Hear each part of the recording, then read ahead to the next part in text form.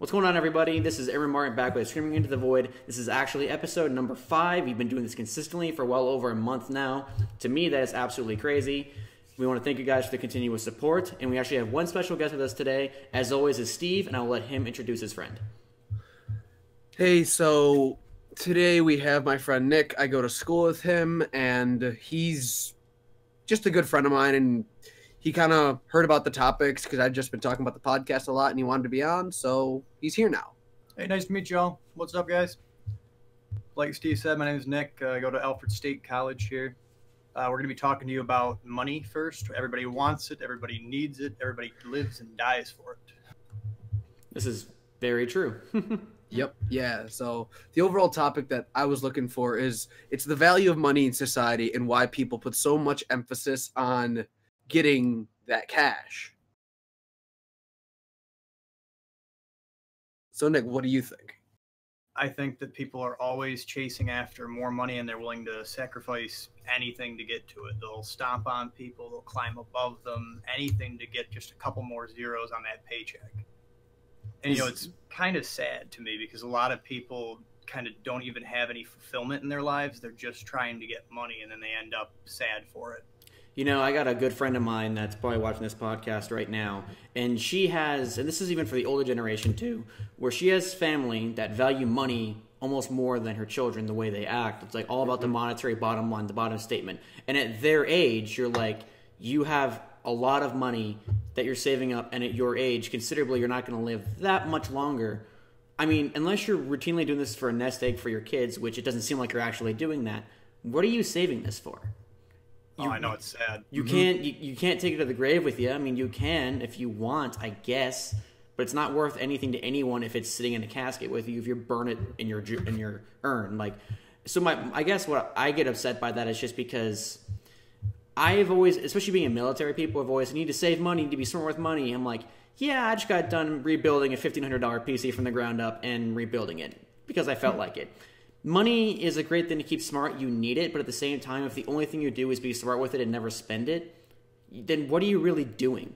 I'm honest, like, money can be the gateway to a lot of fun experiences. So just saving it, that's great, sure, but if you eventually do nothing with it, then why even have it? It's the equivalent of not having it at all. Mm-hmm.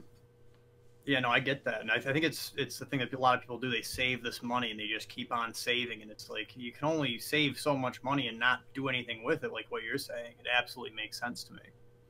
I think it's pathetic. What I think is like a lot of people fear the stigma of like losing more than you can afford. I guess like in terms of like addictions with like gambling and stuff, where like I've seen people with gambling addictions and where they'll go and be high rollers and blow like $10,000 in a single hand and lose it all and just keep running up their debt. That's insane because they don't have the control. And I think people almost fear that, and they fear being in the red rather than being in the black. So they'd rather work themselves to death for something that really has no benefit. I mean, like, as I know Nick's told me this all the time, that ironically enough, he was at a casino and there was that old guy who told you. So there's this old guy at the casino, right? I'm playing next to him, and we're both like, you know, down a little bit. Like, I normally don't go worse than like $100, $200 or something, because I don't go to the casino too terribly frequently. And we're talking, I'm like, man, I'm having a bad night or whatever. He's like, well, you know what? You can always make more money, but you can't unspend it. And I think that's some of the best advice I've ever gotten in my life, truly. Because what he's trying to say is that, you know, you might as well do something that you enjoy with money while you have it, because you can always make a little bit more. But if you don't spend it, then what's the point? I totally agree. And, you know, when it comes to gambling, now, personally, I've never been too big into gambling just because it's not a guaranteed reward of spending your money. It's a risk. That's why it's gambling, of course. So, I mean, I've always been a person, if I like to know what I'm getting, but at the same time, I totally understand why it can be fun and why it can be a great time. So I'm not talking bad about gambling or risking money, but it's more or less just me personally. I'm more of a, if I'm spending money, I want to know what I'm getting. See, I used to be like that too, and I used to only go to the casinos like very sparingly. But then one night I was playing cards and I hit a lucky 4 of a kind in a poker game and won $3,200 from like I had like $80 on the table. And once you win something like that, like it's like an adrenaline rush. You get addicted to like that feeling of winning. Oh yeah. You know? Oh, for it's sure. like to walk in with $30 in my pocket and walk out with $3,200. was incredible. I mean, my grandfather just won over $16,000 at the casino not that like a week ago. Not even, crazy. I think. Even after taxes, sure, he's only bringing home 11 or 12,000, but I guarantee he walked in with maybe 40, 60 bucks and walked out with $12,000. Now, if I did that, I'd have been like, huh, okay, so I'm ordering every high-end part ever made for a computer, basically ever. So, you know, I can understand it, you know, totally. I'm not bashing it by any means, but I've never just been in it. I mean, I've made decent money. I think the most I've ever made off a poll was like 150 bucks off like a 50-cent bet. I never really high rolled. I think like $1 is the most I was ever willing to bet at a single time. So yeah, I can't really speak on it too much. I haven't won anything too crazy. See, I think as long as you keep it to like you know, think about if you were to go to like the movies or something, like you might spend like $70 in a night to go to a movie, get a meal or something. And as long as you don't go crazy and waste money you don't have, it can be a fun thing. But that's where people get into an issue. Oh, yeah. I mean, those are the people that will take every precautionary measure. So I don't know about you guys, but so for me, when I measure out my paychecks, I get paid. I'm like, okay, the first thing I do is deduct the costs that I know are coming. The ones that are written in stone, like I will be losing this money for car payments, to pay off my MacBook, pay off my internet. So I know at this point I'm losing this much money. So I deduct that immediately from what's put in my checking account at that time. So after I've already figured that in my head that I'm losing this much money, and then I factor in anything else that I have to account for, groceries, you know, anything else, and then I factor back in my play money, which admittedly right now is probably too much of my paycheck, almost all of it at this time. But to be fair, in my position at the moment, I don't have anyone else to take care of but me, and every bill that's to my name always gets paid. So at least to me, I'm like, hey, my stuff's paid, and that's about it. So yeah, so that's kind of where I want to get is like once you start having steady income, you take your fixed costs you know you're going to have to pay for, and then you save maybe like, so say that was like 50% of your money, and then you take like 30 or so and maybe save that, invest it in something, and then you take like that remaining 20% and just have it to do stuff with. Exactly. And that's a smart way to go with it. Yeah, I would say I'd be doing that as well, mostly for the fact that, I mean, I'm not going to be able to do that for a little bit because I'm still in college and I don't have a job yet. But my goal, like, as starting out, I want financial security. So it's easier when you're starting out to save, I feel, rather than spend. Unless you've been raised with bad habits of spend it as you get it kind of deal. Which I've seen people like that where they're like, I don't have to own it, I just have to be able to finance it. And they're just constantly paying out forever. I mean, yeah, my sister's got 2 brand new cars. Ooh, ouch. Yeah. No bueno. Thank you, Golden, for the donation, by the way. I really appreciate that. Just wanted to get that out there before I forgot to say anything. Yeah, but no, like another fun thing to do is if you have some of that cash and you invest it, but you also want to have fun with it. I always like to like put a little bit in the stock markets. That's always fun to watch. I've never been too big into that. I've invested in some stocks before. It's never turned into my favor, so I've kind of just not given up, but it's not my thing. It's on the back burner. I love watching the markets. I love tracking business and seeing how things are doing, like in the business world. Like I read Business Insider. I've got a newsletter called The Morning Brew that I read every day. And like they have things from like technology to the stock markets to like government things and how it all kind of intercorrelates to how the economy is doing and stuff. And I mostly just read that. I don't have the money to invest, but I mean, my dad's always said go for bonds rather than stocks because bonds they'll grow more over time rather than stocks that fluctuate more. But there's less risk on them too. You're right. He's the financial guy who he plays the long game, so to speak. Which I think in finances is pretty much is the smarter idea. It's the smarter idea, but you can also make like big gains with it. Like I have a friend back home who, he for a short period of time he was a full-time day trader, and fun. He was like he made a little bit. I mean he made it, but his problem was that like he wouldn't get the that almost instant gratification so much, and he knew the pitfalls of becoming emotionally attached to the money and like getting way too invested and spending beyond your limits and things like that. So, and because it wasn't as sustainable as he thought it was going to be, now he does it like for a couple hours in the morning and then he goes into work to work a regular job. I definitely took after my dad when it comes to spending, because me and my dad are both guilty of, I can afford this, and then we can, but we usually always overestimate our costs. So we're always kind of a little bit too close to the edge, like, yeah, I'm a little close this time, but I'm getting paid tomorrow, so it's not that big of a deal. So that's a habit I'm trying to break actively. Yeah. What were you saying, Nick? Oh, I was gonna say, like, to point out that like pun that you said. I accidentally said you got too invested in it. Yep. Oh my goodness. I don't know if you noticed. Honestly, that went right over my head, so I'm actually glad that went you right pointed over that my out. head. I'm the person who said that. I mean, I wasn't really paying attention to it when it comes to money puns. I mean, I guess the pun was it intended? No, it was not. Like I said, I didn't even realize. Oh, okay. Well, then that's a good one, Steve. I'm glad you're unironically invested, in this conversation. So sorry, guys. I love puns. My bad. You're good. You're good. But but here's an interesting question to pose when it comes to the value of money in society. Because money has such a staple in how we conduct ourselves now, and there is no replacing it realistically. But what do you think could potentially, in a perfect world, let's say, pose as a good replacement for money, or just a better system? Because I know one of the major problems that we have when it comes to the world is just every country has its own economic systems that already creates not a language barrier, an economic barrier of how we conduct ourselves. So when you think of that, if you could create one unified comparison that isn't communism, because that's stupid, realistically, what would you replace it with? I mean, there's really nothing you can replace it with, simply because, at least in my opinion, you're not going to have a time when everybody in the world can agree on a single uniform piece of currency. I mean, because of how differently everyone's economy operates. I mean, a third world country, or like a country like Brazil that has like a single dollar of or it's like a single dollar of their currency is worth like a quarter, or like 1/32 of a cent. I mean, it's really, really, really.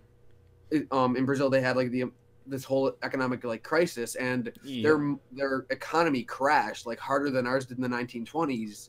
And they're like, our dollar is worth over 1,000% of their dollar. It's almost like 11. It's like almost 1,100% our dollar's worth to one of their dollars. I mean, I can give you an even better example. Sure. So after World War I, when we finally had unconditional surrender from the Germans, on comparison to World War II, when we took everything that they had, you needed a wheelbarrow full of money to afford a loaf of bread. Have you ever seen the pictures of people putting up the money on their walls of like insulation paper? It's absolutely incredible. That was a real thing that occurred in Germany. People were taking the money and using it for like insulation, or sometimes even burning it because it was just so useless. It wasn't worth anything.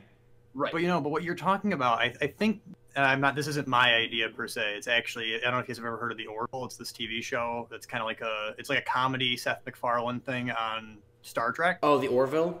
Yeah, have you seen that? I've seen bits of it. It's relatively funny. I mean, I wish Seth MacFarlane had an original bone in his body, but that's a different discussion. But the idea posed in that was that if enough resources were available, place currency would be the idea of rank, which I thought was kind of interesting. So it was this idea this was more addressed in like a military setting, which you might know something about considering that you're in the Air Force. But it was the idea that if you had all the access to like what you needed, like say you could just push a button and produce whatever you needed, then what would be value in society wouldn't be any kind of currency, but how much worth you had and what you could do. So you'd be judged more on like how effective you were at doing what you wanted to do, which I thought was pretty interesting. But couldn't you almost argue that we've already tried that? How so? Medieval times, we had noblemen and knights versus peasants. I mean, there was still currency. It was still a currency, yes, but you were based more on the class that you held rather than what you could produce. And one of the main issues with why that didn't work then was because of it's not enslavement per se, but it might as well have been. It's basically enslavement. So I think if you take enslavement out of that equation, I think it would be given a fair chance. It would be. It would need to be that the classes were not put so much emphasis on how you were trapped as opposed to what you could do. Yeah. Which would be the main kicker in that scenario, at least to me. We have a good question from the audience here. How do you guys feel about Bitcoin? I don't know too much about it, so I can't really weigh in too much on it. I know that the past 2 years it's been like a a right wing thing of the future. Bitcoin is this, Bitcoin is that. It's it's like the anonymous form of money. Like it's the future or whatever. I don't know. It's just become a meme on its own. But I don't have an opinion, an educated one, so I can't say too much. But what do you guys think? I think it's too risky. I think it's too liquid, I guess. It's volatile. It's even more volatile than even stock markets and things like that because it really doesn't have any real intrinsic value. It's only worth like what people say it is in that moment. That's very true. If you look at the comments, someone said it was treated like a stock instead of a currency. Right. And there was very few places where it was actually worth anything to anybody.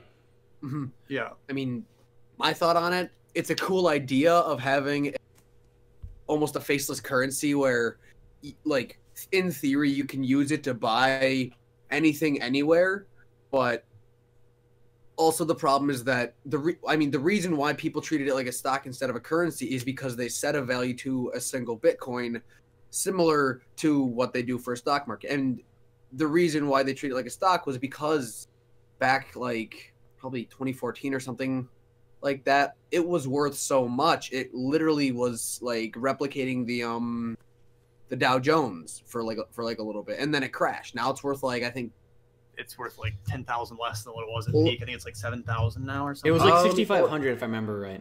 Let me pull it up. It's worth $4,000 actually no, it just updated. $3,998.79 for a single Bitcoin. Whereas when it blew up, it was worth like 16,000. Yeah, so it was almost worth 17. How well versed are you guys on what it's actually worth to anything? So if I owned, for some reason, let's say I bought 10 Bitcoins, right? 19,260. Yeah. So if I had 10 Bitcoins, what can I do with that? A lot of black market things. I mean, yeah. The reason why Bitcoin faceless currency, a lot of people on the deep web will take the Bitcoins, exchange them like for through real data currency. Servers for real currency, and then they'll perform less than legal things like assassinations. If you want to buy a box of kidneys, it's the best way to buy a box of kidneys. Yeah, like that's actually a good analogy for it. I mean, it was made so that way people can stay anonymous when doing less than legal things on the internet. That's really, I think, why it was produced. So to the good moral buyer, Bitcoin as at this moment isn't worth anything to you. Oh, besides what you already have to pay to get one as it is. Yeah, it's not worth it. I mean, if you had gotten in on it like when it first came early out, first kind of popped into existence, it was a great thing, but who could have seen the future that it would go up to that point? Yeah. And even if you had gotten in, if you decided not to get out when it was at 19,000, think it would go up further, you'd still be pretty much about where you were. So overall, as an investment idea, it's really not all that great. But theoretically, it's interesting. But it also opens the door to a lot of things that you probably don't want in your society. I mean, theoretically, like having that. Right, would you say the idea of the driving force behind Bitcoin was to do what we just discussed as of now, is to replace or unify all the currency under one system? Do you think that's the driving force behind Bitcoin, or is it just to do what it does now? I think it's just to do what it does now. I mean, it was made as more like an experiment to see, can this work? And yeah, it can work, but not necessarily very well. Yeah, that's definitely true. Yeah. I'm also assuming somewhere along the line, the people that made it must have been making some bank on it somehow. Oh, for sure. No doubt. So that was probably a major driving force in it. Have you guys ever heard of the Forex market? No, not familiar. The Forex market is it's a currency exchange market. It's like the stock market, but it's only for currency. So it's like comparing like United States dollar to the Japanese yen, like what is the things conversion like that. rate on that? I couldn't tell you off the top of my head. I mean, let me obviously I've got an app for it, so just give me a second. But I was just curious. All right.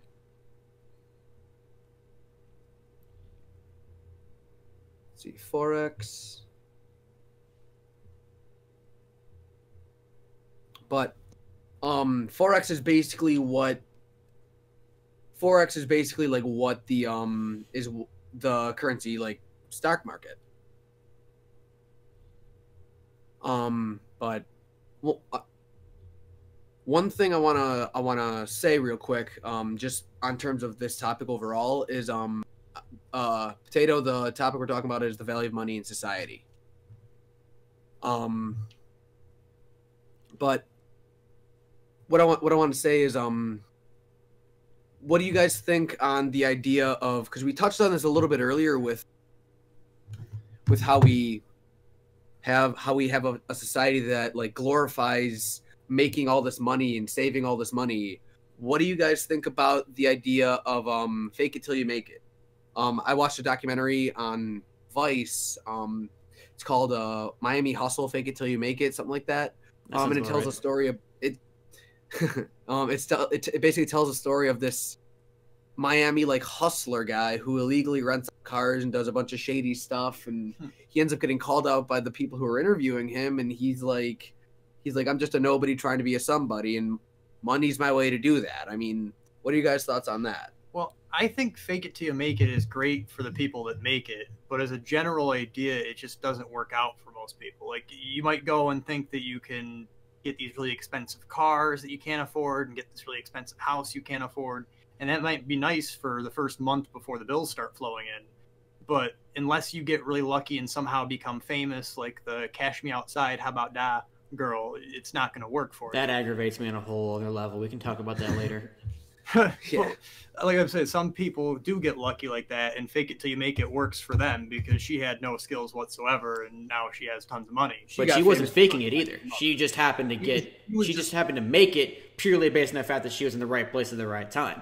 Right. That's true.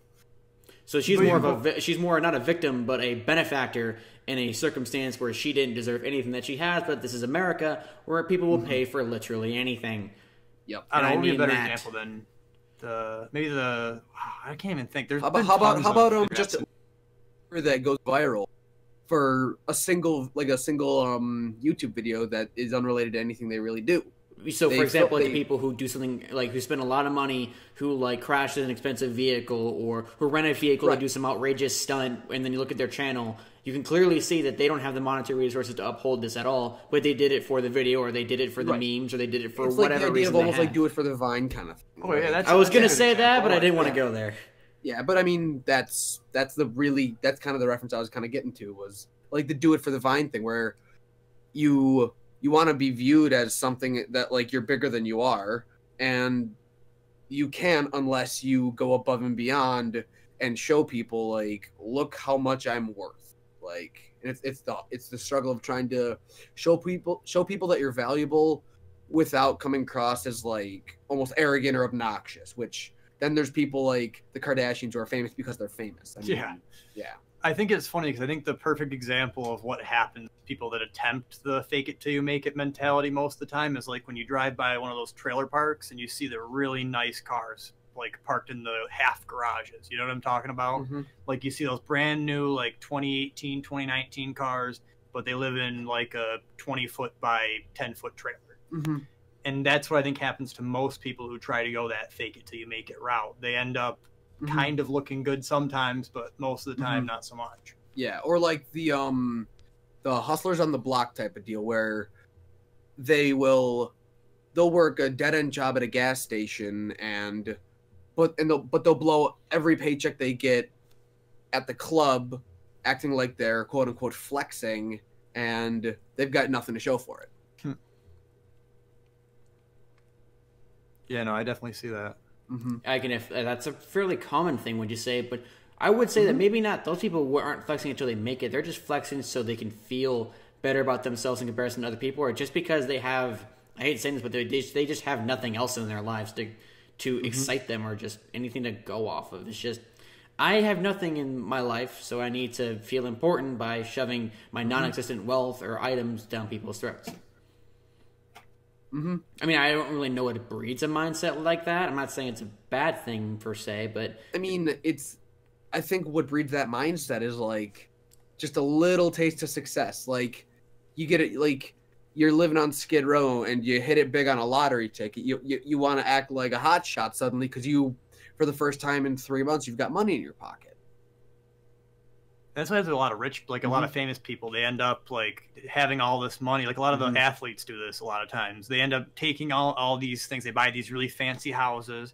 They get these really expensive cars. They don't invest any of their money. And then they're just counting on that money to keep coming. And then, no, even worse, when they get in an injury or something, like a football player breaks his leg or something, right? Yeah. And then suddenly all that money that was coming in that he thought would be coming in for months and years to come has stopped completely. And there's nothing. And then now their life is ruined and all that falls apart and everything's repossessed. And they went from $20 million worth overnight to being like worth $20.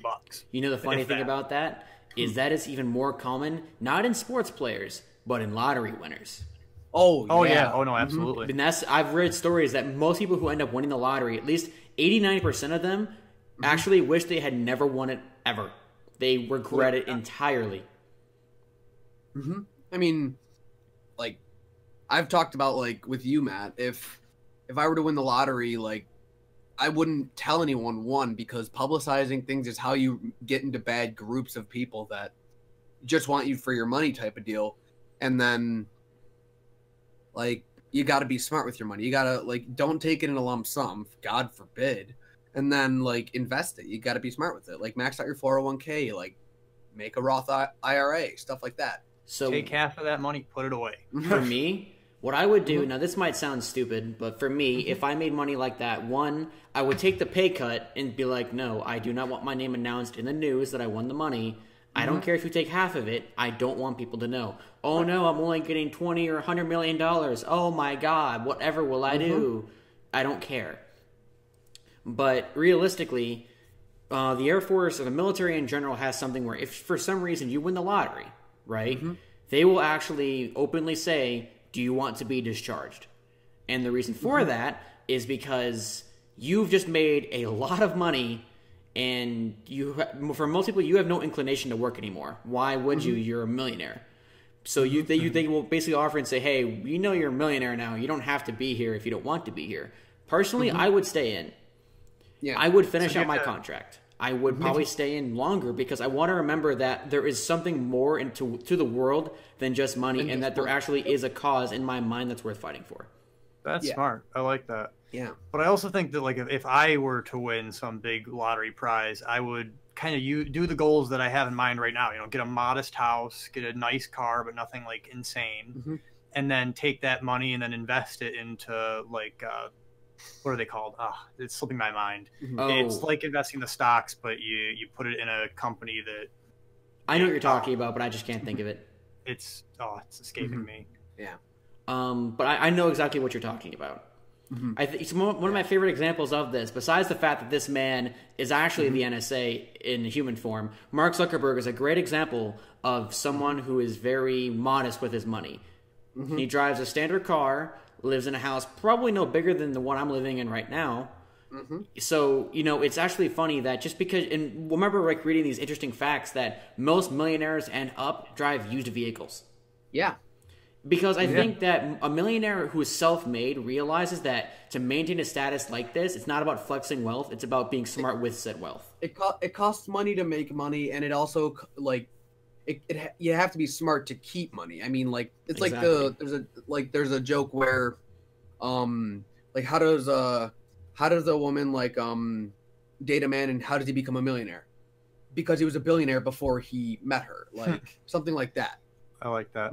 But, you know, I think the thing with the cars is a great, like, idea and a great example because I think people often think that their dream is to get, like a Ferrari or something.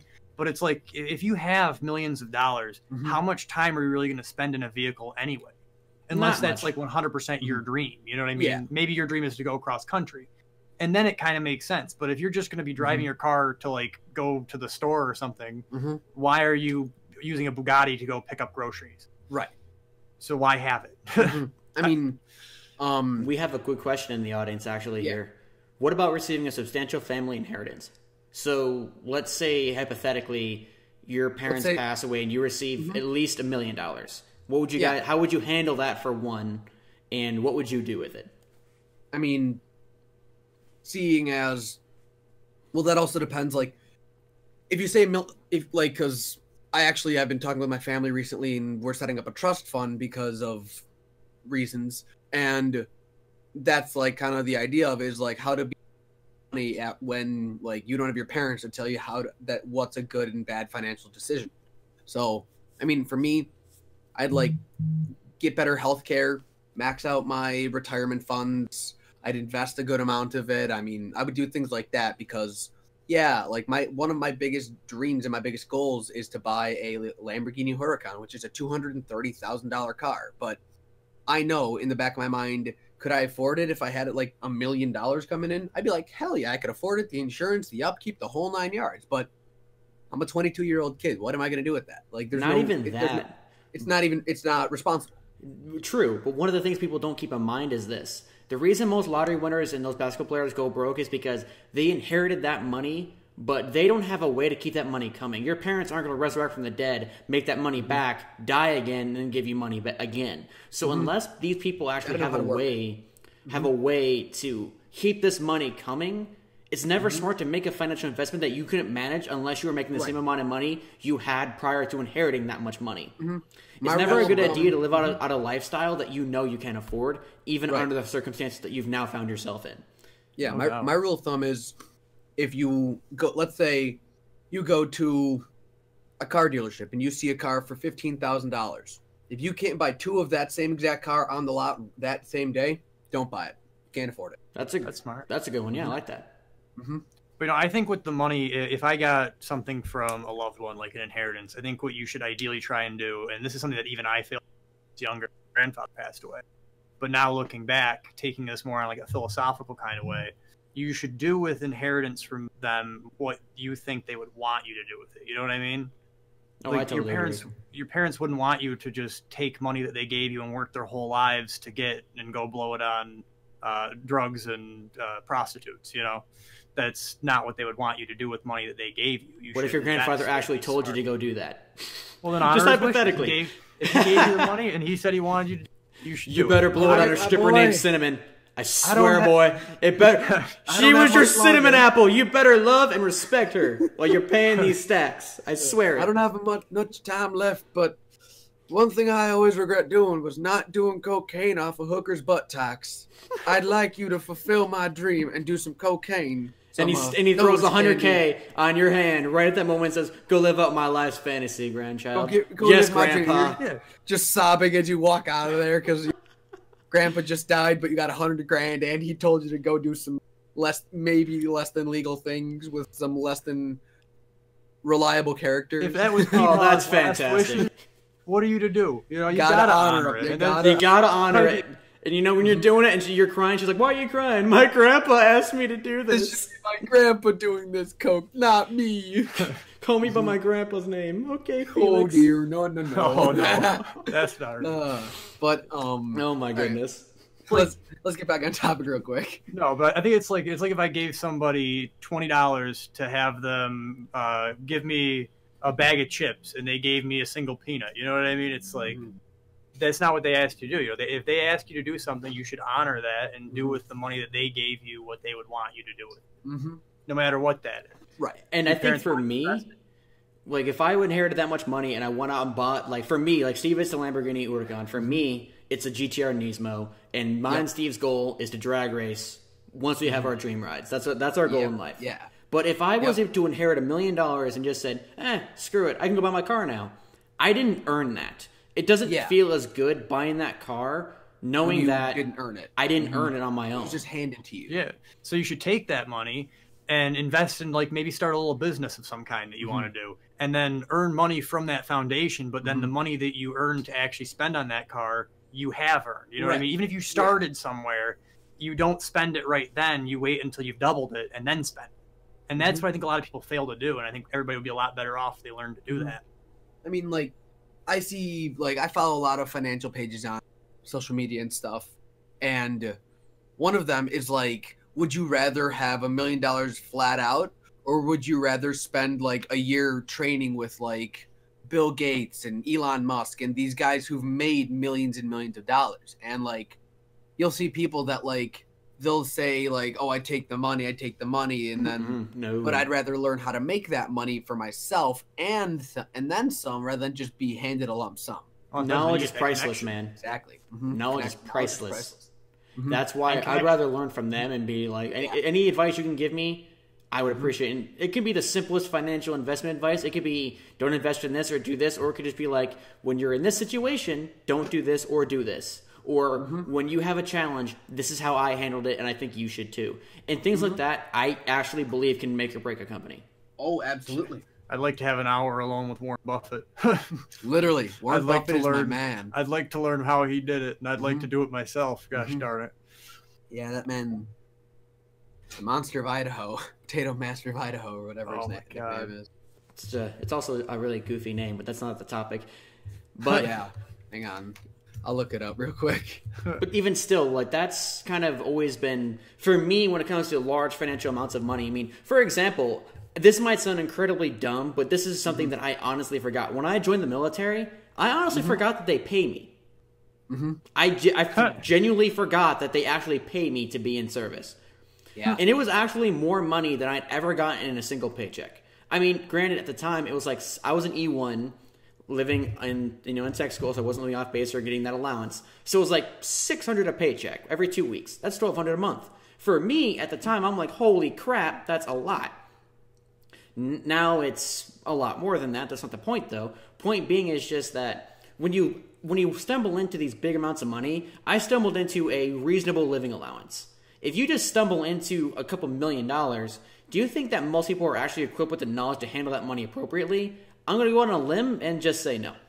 No, I'm going to agree with you. Absolutely not. That's why you got to kind of, right now, when you don't have that, you need to figure out exactly what you would do if you did, so that someday you're more prepared for that mentally. You know what I mean? You need to set aside an idea of, especially if you can take it out of specific dollar amounts and put it in more like a percentage kind of thing. I think that makes it easier for people if they realize that. Yeah.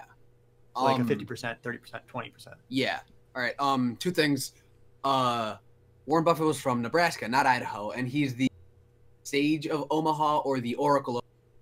That's kind of his nickname in that. Also, circular question for me. Southwest Louisiana, LNG, that it's like liquefied natural gas. Yeah. My opinion on that, I mean, it's kind of up in the air simply because liquefied natural gas is a phenomenal commodity to have, but there's a finite amount of it, and to get it, it isn't exactly like good for the environment to do that, like with fracking and stuff. I've actually heard that fracking isn't as bad as a lot of people say. It's not as bad, but it still isn't helping the environment much. But, no, that's fair. And like, if you're looking for like earthly preservation instead of money, then you'd know that fracking isn't the right answer to make your money, rather than like a more economical or geographically like responsible means. You know, you definitely bring up a good point with like the limited natural resources and the fact that it really is better for everybody if we start to work towards getting off that reliance on it. It's like our society is on a drug, and the drug is oil. Right. I mean, like, it's like everyone's seen the memes of like Gordon Ramsay yelling at somebody, and it's like, there's so much oil on this plate, the U.S. is trying to invade it, and things like that. Yeah. But, you know, I think it's important because really we have so much technology now that if we truly applied ourselves to advancing those technologies, we could be doing incredible things. Oh, but I mean, everyone's stuck with the get rich quick kind of thing. Yeah, I mean you think about it. Like, we were on the moon, 1964, right? It was 64 or 68, I want to say. But right, so let's say 70, just for simplicity, right? All right. That's still 50 years. You know what I mean? 50 years since we've been to the moon, and what have we done in 69. Advancing space age technology? Close. You know what I mean? Yep. I mean, it really is kind of sad if you really think about it. Like, we could have done so much more in the advancement of our technology instead of just making our smartphones 2 inches wider. Yeah. But couldn't you almost? But this is the funny thing, though. So realistically, the smartphone that I'm holding in my hand right now has, I think, on paper, I don't know how much, but it was either triple or quadruple the power that the entire rocket had going to the moon. It's more than that. It was 8 gigabytes, I think, was the original. Right. So I think, for one, it's not about necessarily the advancements that we see. I would almost wager that there is a lot of technology out there that would absolutely blow our minds to the public, but we're just not supposed to see it, or we can't see it yet. It's a gradual progression. Oh, sure. It's like shell shock. Yeah, and they used to or have the B-20 bombers. right, and because trust me, there are a lot of military research programs where you will die if you let out what you know. Trust me. Oh yeah. But but there are, and also in my opinion, that there is also a glass ceiling for humanity and technology. I think that eventually we will hit a glass ceiling of how far we can progress. And then, if either of you seen the movie Idiocracy, Oh yes, I just watched this while I was home. and I honestly get the feeling that eventually that's where we're going to be headed at some point. I genuinely feel like we're going to go down that path at some point. Not in our lifetime. I'll be dead long before that happens. No, absolutely. And I think it's just like how they put it in the beginning of that movie. It's the idea that people that don't think things through have many more children than people that do think things through. And while that's a small impact on a single generation, when you add generation on generation, it's like an exponential function. You know what I mean? Every time that some redneck has 20 children and one economically smart family has 2, then those 20 children start 20 families just like it and have 20 more children. And then it's just going up and up and up. And we're going to get to that point. And it's unnecessary breeding at that point. Yep. Because it's not wrong of me to say that a lot of those people add absolutely nothing to society. A lot of people we have just isn't necessary. We have a population boom in the last couple hundred years that's just unreal. And the fact that we've been able to support it this far is almost mind-boggling to me. It actually blows my mind that realistically, if the resources were evenly dispersed, everyone could live fairly well. I mean, obviously that's perfect world, perfect scenario, not realistic, but it could be, in the perfect world, with the numbers that we have, it is feasible if it were evenly distributed. But it's not. Sure. And I think that if we ever had some kind of instance of in the movies they have the virus that comes in or the attackers or war or whatever it is, if we had some kind of equalizer like that to bring our population down at the same time, make the people that survive more aware of the importance of what they're doing, kind of like how the Black Plague brought on the Renaissance, you know what I mean? I think we need some kind of event in some way to happen like that. Yeah. Almost thinning out the herd, as it were. Yeah, but at the same time, it's not just about losing population. It's about making the people that survive it realize the importance of life. That's what happened after the Black Plague. People were so glad to be alive and to have survived the Black Plague that they just wanted to live life and be in touch and just do all these great things. So they started making art and advancing technology and science. And it was this unprecedented boom of just advancement for the first time in hundreds of years. I think that's actually how, we're not going to it yet, but I love how that actually really inspires the next topic that we have, how you had said that inspired a next generation of all these advancements where surviving, thriving is what inspires them, where the next topic that we have that we discussed prior is all about going backwards. And that is having on a mini scale in after World War II. Here in the U.S. We had that for a little while. We went from 100 years before we landed on the moon, the biggest advancement in technology was the steam engine. And then we were on the moon. Well, think about it. What really drove us to make those advancements in such a short time? It was the war. It was the war. That's why, whenever, I know a war inherently on paper is bad, but war is profit. War is advancement. War is money. War is also hell. And yes, and that's why it's kind of funny how we landed on the moon because the Nazis surrendered, 24 years prior to that? Project Paperclip. We got all them scientists. We brought them on. We promised them amnesty, or maybe not amnesty. Is that the correct term? Yeah, that's right. Being forgiven for amnesty. Criminal. We promised them that we wouldn't hold them as responsible as we would if they helped us and turned coat and joined our side. We had Nazi scientists working on the Manhattan Project, did we not?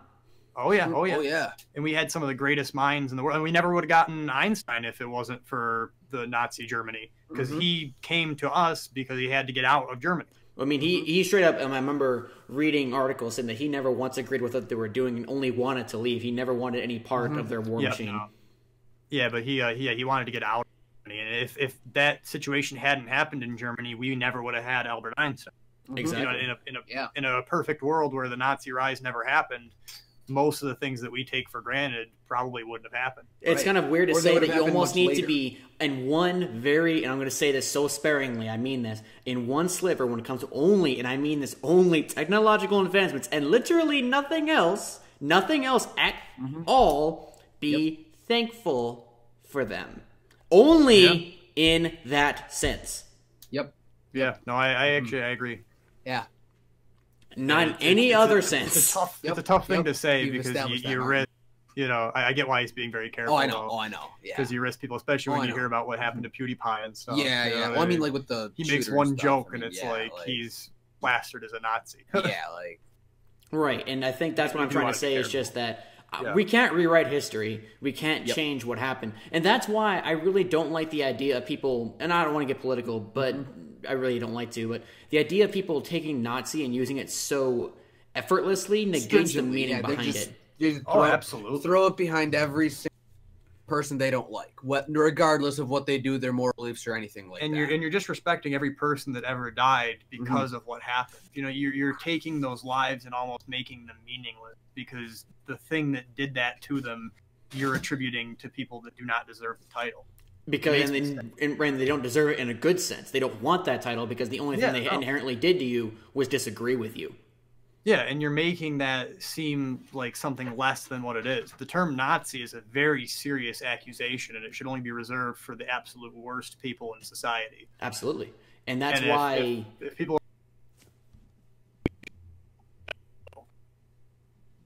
I'm sorry, could you restate that?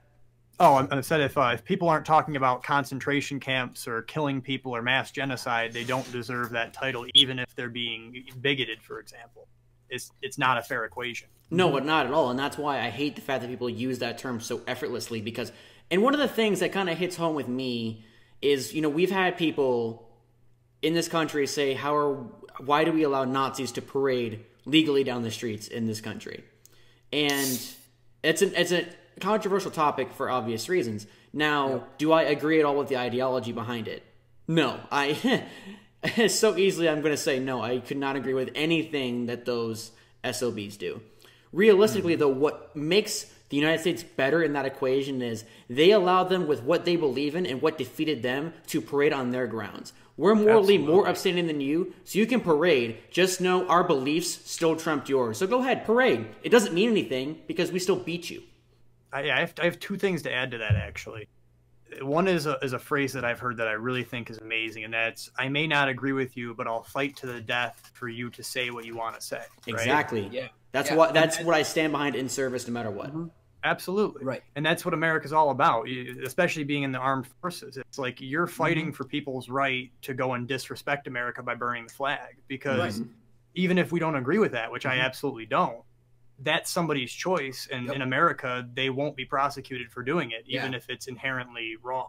Agreed. Yeah, Division Alpha had a really good comment there. People don't appreciate freedom of speech because they don't know what life is like without it. And that's an absolute fact. I mean, like, people are willing to say they're going to, like, I want to take away their freedom of speech because of X, Y, and Z, but, like, that really doesn't solve anything. I mean, you're not, like, the only reason that, like, people are ever going to lose their natural rights, like your life, liberty, pursuit of happiness, those kind of rights, is if you do something that is, like, unexcusable, like murder, treason, or something like that. And, like, that's why, like, when people commit crimes and rob banks and stuff, they go to prison, they get out, they can't vote, they can't do stuff like that because they submitted their rights back to the government when they broke the unspoken rule of, hey, don't break the friggin' law.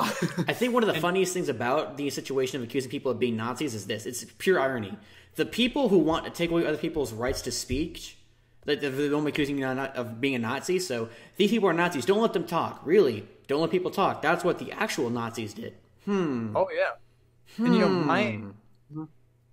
my idea on that is that ideally, if somebody is so wrong, like you're saying that these people are, then instead of trying to tell them they can't do it, you should have 20 people that are coming out and saying the complete opposite. So if you have, like, Nazis going to a parade or something, for example, then you should have 20 times that and people that are going there in counter and are providing, this is why they're wrong, this is A, B, and C, these are the facts, these are inherently true. In a peaceful way. Yeah, and that's the way it should be. Is if somebody's really that wrong, then you should be able to prove that they're wrong. But people get too emotionally invested in and then they throw logic and reason out the window and they stop using facts and just start saying Nazi, Nazi, Nazi. And it negates their argument. It actually lowers what moral high ground they think they had or might have had, because you reduce yourself to being exactly like what you despise. So realistically, it makes you know better, even if you don't coincide with their ideas. you just negate everything you try to do by getting too emotionally invested in your problem. All right, like I said, we're getting a bit off topic here, so... I'm glad we did. Yes, we did, but not almost too much, because funny thing enough is that no matter what you look at when it comes to how society functions, Nazis or not, it all goes back to money. Realistically, what made the Nazis so great in Nazi Germany was the fact that they were actually able to usher in a prosperity era for monetary reasons. Hitler to them was a deity because he made them wealthier than ever before. Germany in the 1930s and 40s was wealthier in their country than they had ever been prior, even in World War II height of power. And nobody can deny their scientific advancement. Absolutely incredible. The things that, I mean, some of that was buried by They history, had too. fighters There are on things we'll never standby. even know.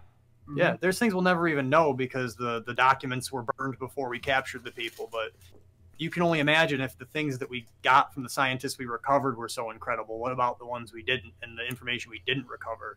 It's just incredible. They had their hands in so many different pots. I know right now it sounds like we're quote-unquote Nazi sympathizers. That's absolutely incorrect, so please don't even remotely say that. But we are embracers of history and realism. You can't deny these things as much as you don't want to. We would all like to think that the Nazis were just poop-slinging retards. Realistically, we'd all like to think that. But that's just not the case. Nobody can deny the science. Nobody can... And we never would have gotten half the advancements we got if we hadn't stolen those Nazi scientists. Like I said, they had the earliest designs of fighters on standby. Like, they had them ready to deploy, actually. It was hilarious how, though we won, the only reason they lost was, one, poor military choices, namely betraying Russia, and two, the war on two fronts. It doesn't need to take over analytics to know they lost because they tried to fight two wars with minimal military power when it comes to manpower.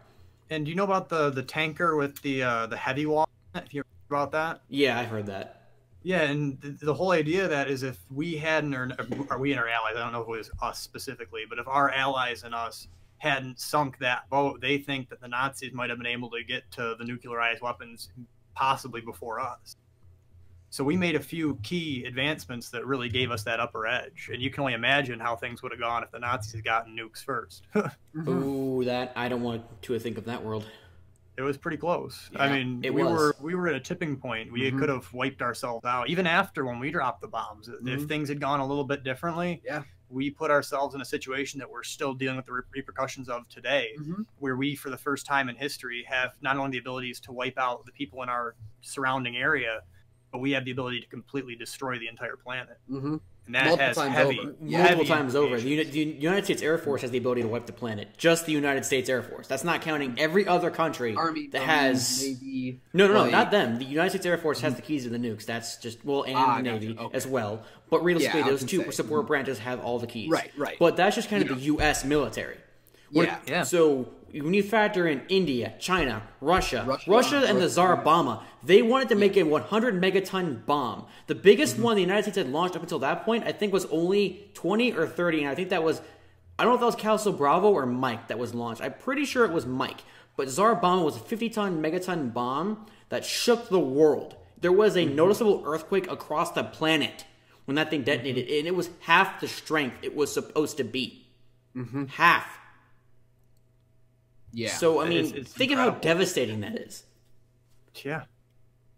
And, you know, it's kind of a wonder why we haven't done more to try and preserve the human race with the space age technologies. Like, we should probably, in my mind, have a moon base or something along those lines so that if anything ever happened down here and things went to hell and high water, we'd have another chance, you know? Theoretically, yeah, but I mean, but what's more important than that? We're getting into...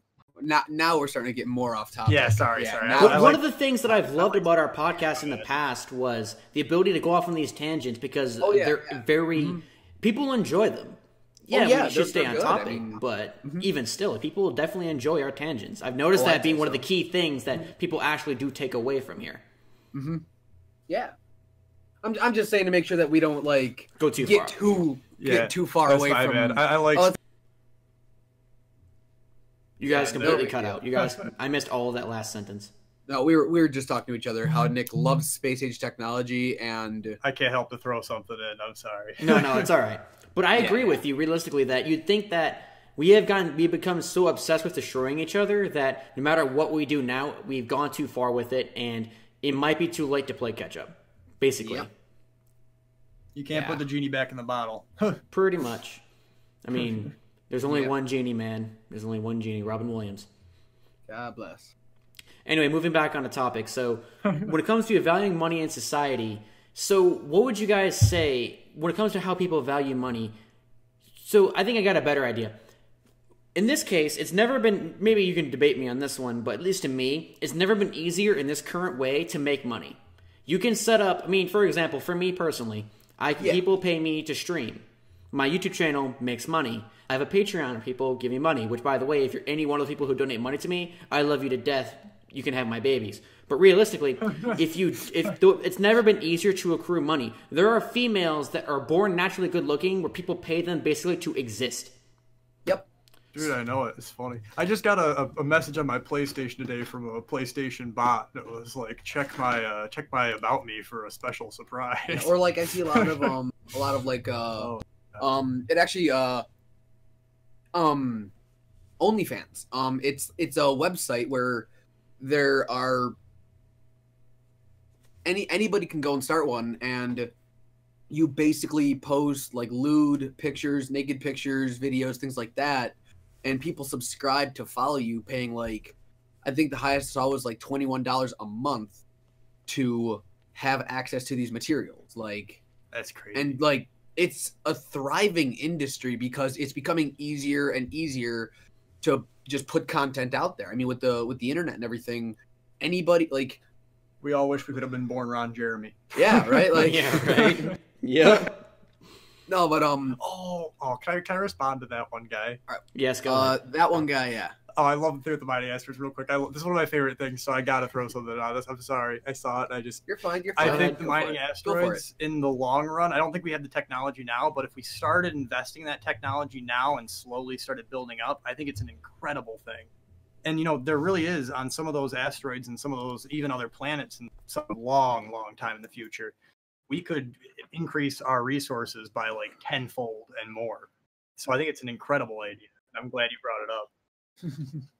Yeah. What would you say you'd be gained from mining asteroids? Is there anything that we know is on them that's of value? There's asteroids that are literally made of diamonds. That's true. There's asteroids that have like significant monetary value and are very like, they have resources that we don't have enough of on Earth that we can use to manufacture things, to restart economies, to do stuff like that. And the trick is being the first ones to get to them, because if it's like a space race, right? If everybody has access to those asteroids with tons of gold on them, for example, then gold is going to not be worth anything. But if you're the only one that has the technology to get to them, then you can sell that to the other countries that don't have it. And now you've brought your society to a whole new level, and you're just like the #1 exporter of gold in the entire world. You know what I mean? So it's an incredible thing. Plus, the technology that you get along the way is invaluable because it opens the door for colonization, exploration, and just really getting beyond our chances of survival just on this planet. You know, I mean, it's an interesting idea for sure. You know, when it comes to mining asteroids, I can never not think of it, as childish as it is. I always think of that episode of Jimmy Neutron where they like get those aster rubies on those asteroids and like become like self-made millionaires or billionaires with those rubies. It's hilarious. Yeah. Like, I just can never not think of that when it comes to that ideal. It's funny. Yep. I had to be. I like the story in that was cool. They ended up having to use it as fuel source to get home. The cool thing about that was it brought up that idea of no matter how much money you have, if you can't do anything with it, like we were talking about earlier, then what's the point of having it? You know what I mean? It's right. Like you might have all those asteroid rubies or whatever, but if you can't get back to Earth, then to use them, they're not going to do you much good. Even though I think realistically they all could have saved one or two and sold them for a couple thousand and then been good with that. But I mean, what do I know? They all threw everything they had into the bucket. I mean, but I think they also don't have the mindset because, you know, that fake universe, but also like Jimmy Neutron was like a 7-year-old or something. Like he was not like old at all. 3rd or 4th grade. Plus, to get messages across to kids like that, you can't they throw the adult mindset in there of save one, then go to the bank later, or go to the diamond store later, and just sell they're trying to give them morals. Yeah, no, I know. I'm just being realistic with myself. No, I got you. Oh yeah, obviously. No, I get what you're saying, but I also get why they did it that way. Yeah. Well, we're just criticizing a young kid's show. I'm glad that we could throw that in there, and that we actually make a conversation out of that, because I didn't want to bring it up needlessly, but I wanted to say it. Oh. Hey, Martin, you just cut out. I'm glad that I could bring that up and actually throw it into the conversation and make it connect. Yep. Yeah. That was cool. Yeah, no. But I mean, like as I was saying, yeah, like Tato says, like Live Now is an app that teenage girls dance for money. Like even on like people are being paid now to make like TikToks and like how many people like how many Vine stars can you name off the top of your head that got famous because they just made content for people? The Like famous I can example think, being the Logan brothers, or I'm sorry, the the Paul Lo- brothers. like Lance Stewart, Lizzie Wurst, Amy Gartner, like for various things, like that one French Jerome guy. Like there's countless examples of people that just made content and then people just ate it up, and then it got to a point where they could just make money from it simply because like something in their personality was like either they were attractive or they were funny or there was something about them that like they could just go from doing it for fun to being paid, and being paid a metric crap ton to Way do more it. than I think any of them honestly deserve. I mean, Oh, I am not even that they deserve, but they didn't expect it, so that they almost didn't know how to react to it in some senses. I mean, I see, like, I still follow a bunch of people like that, and like, do some of them live lavishly? Yes. Do some of them live not so lavishly, or they blew it all and now they're kind of a nobody? Yeah, absolutely. Oh Like, yeah, I mean, again, maybe it's out of pure jealousy I say things like that, but there's nothing really worse than I guess like I could say the Cash Me Outside girl who got famous for talking like an idiot, she talked back to her mother. That's why she got famous. and But, you know, that's the and funny that's thing ups- about- and that's aggravating on every level because all three of us here are trying to make plans of how to be successful, and then she had to talk like an imbecile, and she gets paid millions of dollars for it. Yep. But you know, we all got to be honest, and if we had that opportunity, I'd get my mom in on it. And Oh well, yeah, I'd be of like- course. I mean, That's what I think it really was. I still think it's dumb, but Yeah, like- But the thing is, People her are mom obsessed was not in on it. That was genuine disrespect. yeah, no, that was right. stupid. But I mean, like, the world is obsessed with making stupid people famous because They're entertaining. at least I think to us it's funny, but it's almost and like we as a society will try to see how far will they go, like how far are they willing to go to stay in the limelight, so to speak. Like I mean, like look at all these, like look at rappers out here like us, like Tekashi 6ix9ine. Like he was stuck up in all this gang violence and stuff, and then he had one song that just went viral, and he had his hair dyed rainbows and he had 6ix9ine tattooed all over him, and he went viral because of how crazy he looked. And he basically just like completely flipped around and like went crazy with it. I mean, and now he's in a bunch of legal trouble. That's not. He's going to jail. yeah. No, he's giving people names, and now they're putting him in witness protection program. From what I saw last time, anyways. Okay. Well, I got a comment on here. You guys can't see it, but on my Streamlabs chatbot, I can see it. Now, from that one guy, it says no one uses sites that are meant for stuff like the sexual explicit content, we'll just say. What happened to things like Pornhub, or why are people using sites that are not meant for it in that fashion? And that hits a chord with me because there's nothing more aggravating than seeing a woman who is attractive and flashes assets gain viewership when she is doing absolutely nothing to garner that attention other than just looks alone. I mean, I have, or even better, women who are only good looking on the social media sites that they use, not live. So Twitter, Instagram, and say, I'm streaming, and their stream quality is garbage. They have nothing on their stream. They don't do or say anything at all ever. But people eat it up because apparently it's an attractive girl playing the game. They're wearing a low cut shirt, and people like they honestly, I really think that it's messed up, but it's smart because they garner to the more primal instincts of society, where like you have a pretty girl and she's playing video games. What are two things you like? Pretty girls and video games. And she was able to piece that together and make a job out of it. I mean, obviously not all of us can be that lucky, but it is a relatively smart thing to think about. It is, but it does not mean it's not aggravating. Yeah. Oh, it absolutely. But it's peak capitalism, though. You know what I mean? It's like it's that idea of if someone pay you to do something and you can make money doing it. Yeah. Why wouldn't you? I mean, you might not respect what it is, and with most of those things, I don't respect them. Yep. Well, I mean, but at the end of the day, if somebody was willing to pay me $10,000 to show them pictures of my elbow even though I think it's stupid. If I'll you do it. You can bet your butt I'd be taking pictures Yeah, of my elbow and posting them up exactly. all day long. Exactly. And Division. Look at my weenus. He just had a good thing where part of that is that the dudes are watching are so desperate that they think they're getting personal connection. That's absolutely true. I mean, Right, but I was on I was on a site today and I saw a streamer, some female Twitch streamer. I don't remember her name, but she was she just posted something on Twitter and one of her followers replied and it was like a bigger, older gentleman, like heavy set, like he was like I hate to use this term, but he was like your stereotypical neckbeard, like fedora, like milady type of guy. Like the guy you think that he probably had never seen a female's private parts in his entire life. That guy, right? Yeah. Or like the guy who thinks he lives in anime. And not...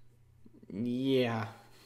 But like he like posted a response to her wearing some of her merch and was like, and he's like, "Oh yeah, I'm gonna drop $1,000 on your stream tonight," and like that's just it's his desperation for a pretty woman to validate how he is, and so on and so forth.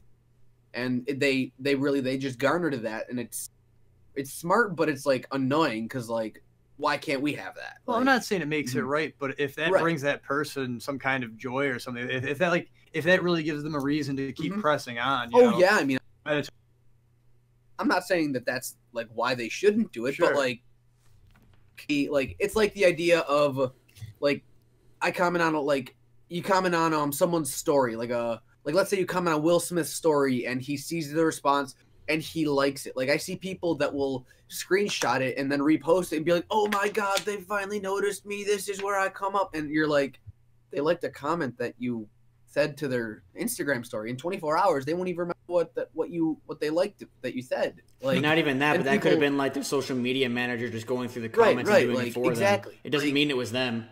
Right, exactly. Yeah. And people like they overhype like the wrong aspects of social media, so to speak. Yeah, I get that. Mm-hmm.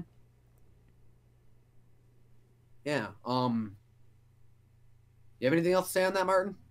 Not too much. I think one of the things that comes down to is just maybe I don't respect the women who do that. I remember like seeing a lot of Twitter videos people post, and a lot of them are like trashing female streamers because should have admitted that they don't view their viewership as anything more than an asset to make money. So, you know, there's a streamer clip yesterday of a girl who her donation goal literally said stripper pole.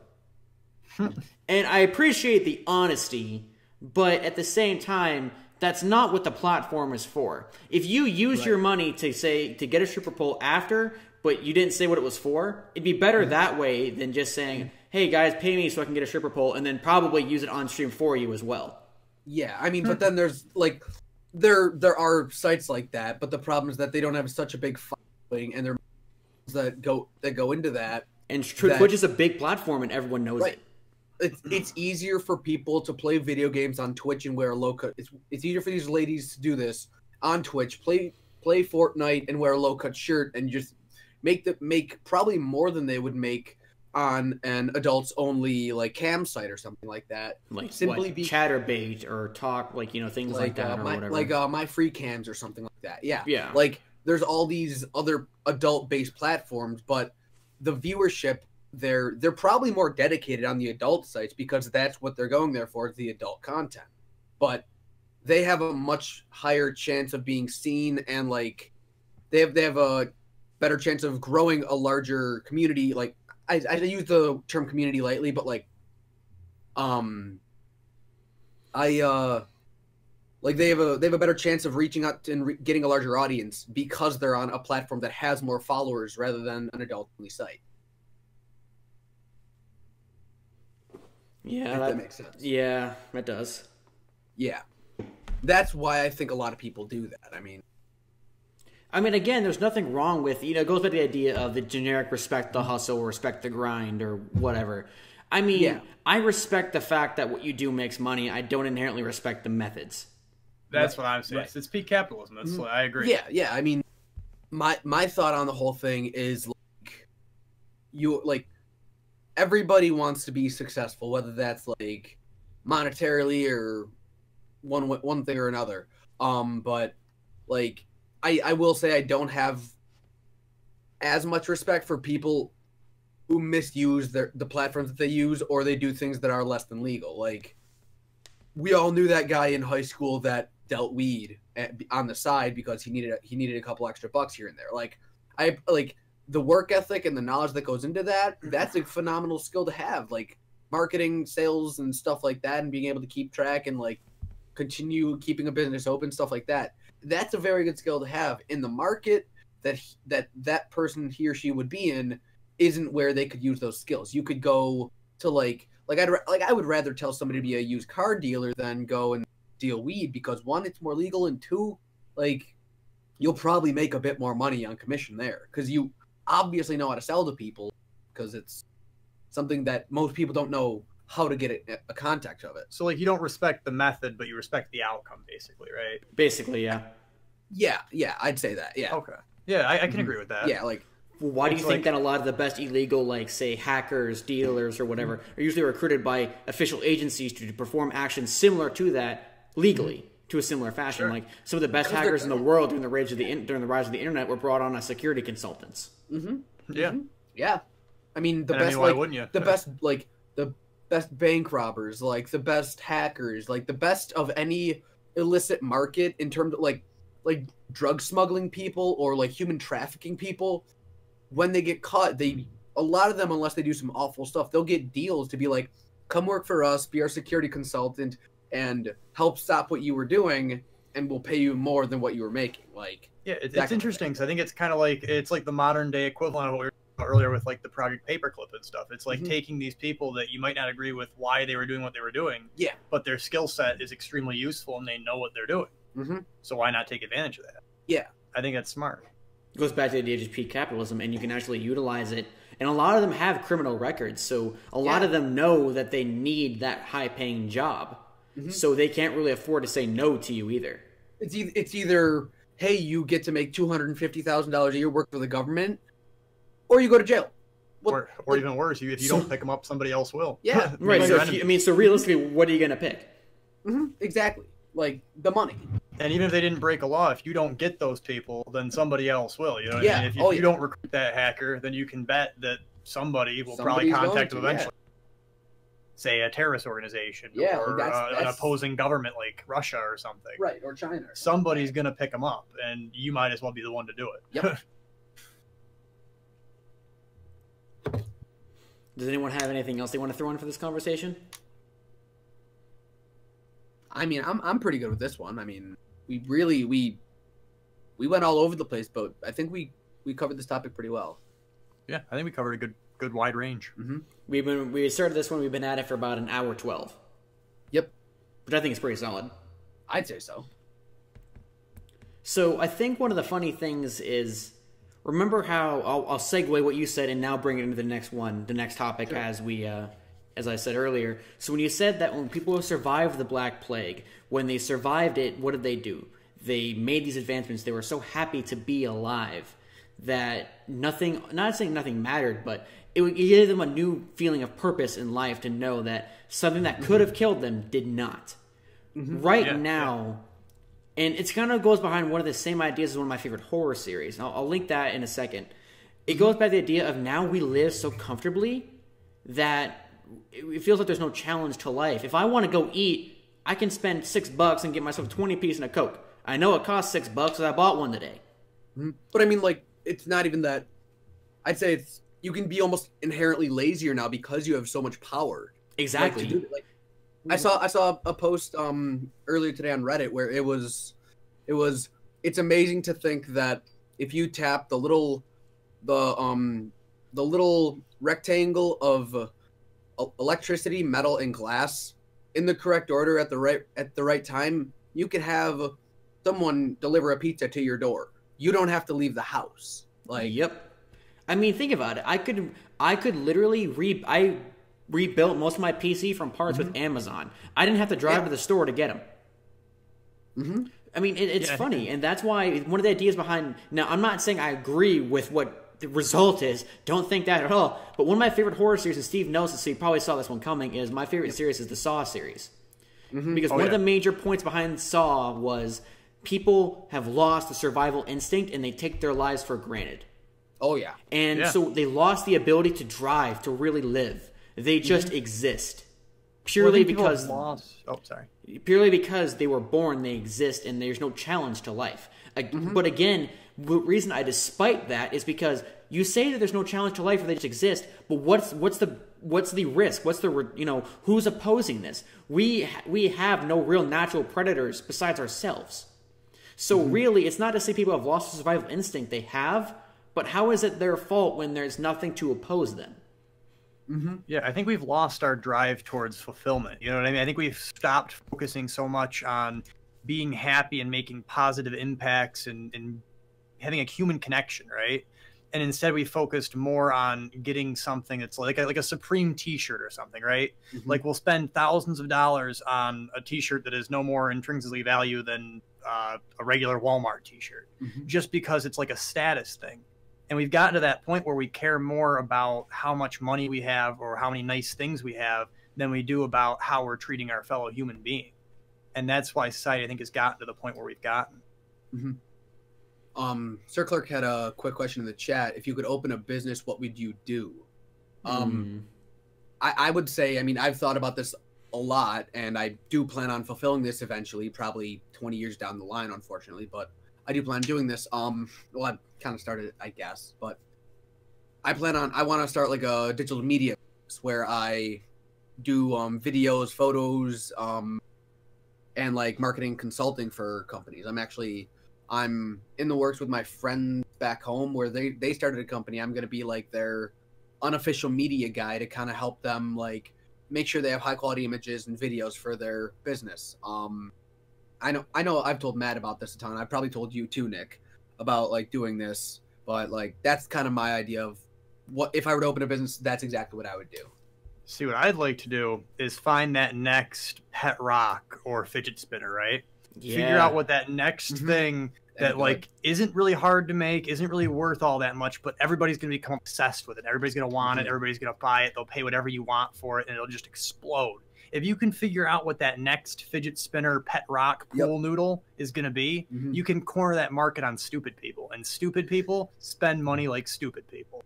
That's where the money's at. That's what I'd like to figure out how to do. I mean, I can't deny that's definitely a great idea. I mean, I remember I was watching an episode of Family Guy today, and you're probably thinking Family Guy, an intelligent conversation, you're crazy. But one of the funny things I took away from it is that Meg went to a party, and she got completely, she was getting drunk, and she threw the bottles behind her in the air, and they landed. And like and the guys ironically said, wow, that's so cool because we've run out of things on Earth. And I was like, I want to debate that, but I can't. I can't. Yeah. What do we really have next? I mean, and I think one of the other funny things too is just, I think it's so easy to forget this, but when you look back at history, it's annotated, it's documented, and then you're living in the now. You don't think that what we're doing now or what's happening in the world now is being annotated for the next generation. But it's going to be, it's going to be in those history books. It's going to be in the next set. And what we do actually affects these things. It's hard to really wrap your head around that. It's so easy, like I've said, to get lost in your everyday life. And life has never been so easy to live realistically that people are so bored that they just go do drugs because they're bored. They have nothing else. Like, I'm just going to go shoot up because, dude, I got nothing else. Nothing else to do, Right. What I think is interesting about that is, have you ever seen, it was like a post that was circulating online for a while there. And it was this idea of like all these people say that if they went back in time, they'd be worried about doing the smallest thing because of the impact it could have on the present. But nobody is worried about how their small actions in the present could affect the future. That's and I thought that was really profound. Because we don't think about it like that. We think about this like butterfly effect is come and gone and done. But we don't realize that we can be that change in the future and that we can do things today just by even small interactions between one or two people that could have impacts that we can't even foresee. And the interesting thing about that is the fact that realistically, it's easier to have a change now and to affect the now. You can't travel back in time. It's actually easier to do what you said, but no one does it. Exactly. And that's where we've gone wrong, because we believe we're powerless, but we have all the power in the world. And that's why when I was going home that one night after work, and I got back into my garb, so I scumbagged it up and went to Walmart because I needed groceries. But when I started to really think, when I was driving in the car and I was on my way home, and I was thinking to myself, I mean, I have the power to do things that 20 years ago were not even remotely feasible, and 100 years ago, I would have been called. They wouldn't even think of it. They wouldn't even think of it. And I have the power to talk to you guys and broadcast this out to the world, and you're on the other part of the country. I have the power to order something from across the planet and have it here in 2 days. It actually blows my mind how much we take the current technology for granted. Maybe it's just me, but have you guys ever looked at your phones, looked at your computer, and thought, this is an amazing piece of technology? Yeah, absolutely. Oh, yeah. Every day. I don't think anyone else does that. I mean, I think people do it. They don't do it as much as we do. Real quick on that last part you were saying, one of my favorite quotes by Henry Ford was, like, Henry Ford, he made Ford automobiles. He said that he's like, if I asked people when I was working on my car what they wanted, they would have asked for faster horses. They didn't think beyond what was already in front of them. And that's one of the sad things. We don't have a lot of visionaries left. Right. Yeah. Like, yeah, that's a major issue. If we had more visionaries where, like, I mean, we do have a lot of them, but maybe they're undiscovered, or they don't look as far ahead as they could simply because they're scared of what might happen to them or whatnot. Yeah, but I think would you almost say goes against the political climate or the economic climate? Those motivated people who want to make something of themselves get demotivated because a 14-year-old girl can disrespect her mother live and make millions of dollars. Why should anyone be a visionary and want to change the future when it's easier to be a 14-year-old idiot and get paid for it? Why be a visionary? Why not take the easier route and be an idiot and make money? Well, Why? I think that people that have taken that risk have proved time and time again that even if they go against something, that where it leads them, even if they can't see it in the time, and if people around them can't see it, it's so much more important. Those great people that have come along throughout history have had such profound impacts, and it would have been so much easier for them to have not done what they did. We look back at them, and they're not just people, they're heroes. You know what I mean? Yeah. And I think that's important, and we don't have a lot of that left in our society. I mean, we just lost one of our greatest. Stephen Hawking was one of the most incredible people, I think, and now he's gone. Yeah. He was one of the last greats in my mind. Oh, I totally agree. I think the reason I say it like that is because while I have also said it's never been easier to connect, which it is, it's never been easier to be demotivated. And that the reason I say that is because while, yes, I totally agree with you, think about their standings at the time. They didn't have to totally worry about seeing people all over the world get pushed and published just for existing. I mean, there is more drive to think you could have a profound impact on the world because you weren't always being shoved in the face of this woman's famous because she had sex with a porn star, or this girl's famous because she yelled at her mother, or this guy's famous because he happens to be the brother of the uncle or whatever of this famous guy who's a DJ or a rapper. They didn't have to worry about always being spammed with, hey, you could be famous and make a lot of money if you're stupid. So it's never been easier to be demotivated. I think that's kind of what I'm trying to say too. Yeah. My thought on that is, like, as Nick was saying with, like, Stephen Hawking, where, like, he was a visionary. I mean, and one of the things that I think, like, as a society, we've actually already hit on this. As a society, what we lack is the drive to make something different for the good of making people happy instead of the monetary gain from it. Like, everybody's looking for the next, like, as you said, you're looking for the next pet rock. You're looking for the next fidget spinner so you can make that money. Whereas, like, look at one of my favorite, like, people that I looked up to who passed away, Stan Lee. Oh my God. He wanted his big thing that he always pushed with his comics was that anybody can be a hero and anybody can do good in the world no matter what their circumstances are. And that has nothing to do with money. It has, like, everything. It almost goes back to, like, the Renaissance, where he ignored the monetary value, the monetary value of what he could do, and he wanted to find, like, a way to make almost society better and more motivated to have a greater good. The monetary gain was just a fortunate consequence. Right. Yeah, and it's like when you do good, good will come back to you. You know, it's like the idea of karma, and I love that because Stan Lee, he made really well for himself. Like, by the time he died, he was doing great. He had so many great things. He was had been a billionaire. Part of so many amazing things. Oh yeah. But like Steve said, it wasn't his main thing. It just happened to happen, and he was glad it was happening. But the whole time, he wanted to make people happy and bring them. And that's what I think we're lacking a lot of in today's society. People don't want to create human connection and bring joy to other people. They just want to spite everyone else to get. They want to be the next social media influencer. They want to be the next flexer. Right. And the reason I've played a kind of inadvertently devil's advocate is because one, I think that's important just in general. Always.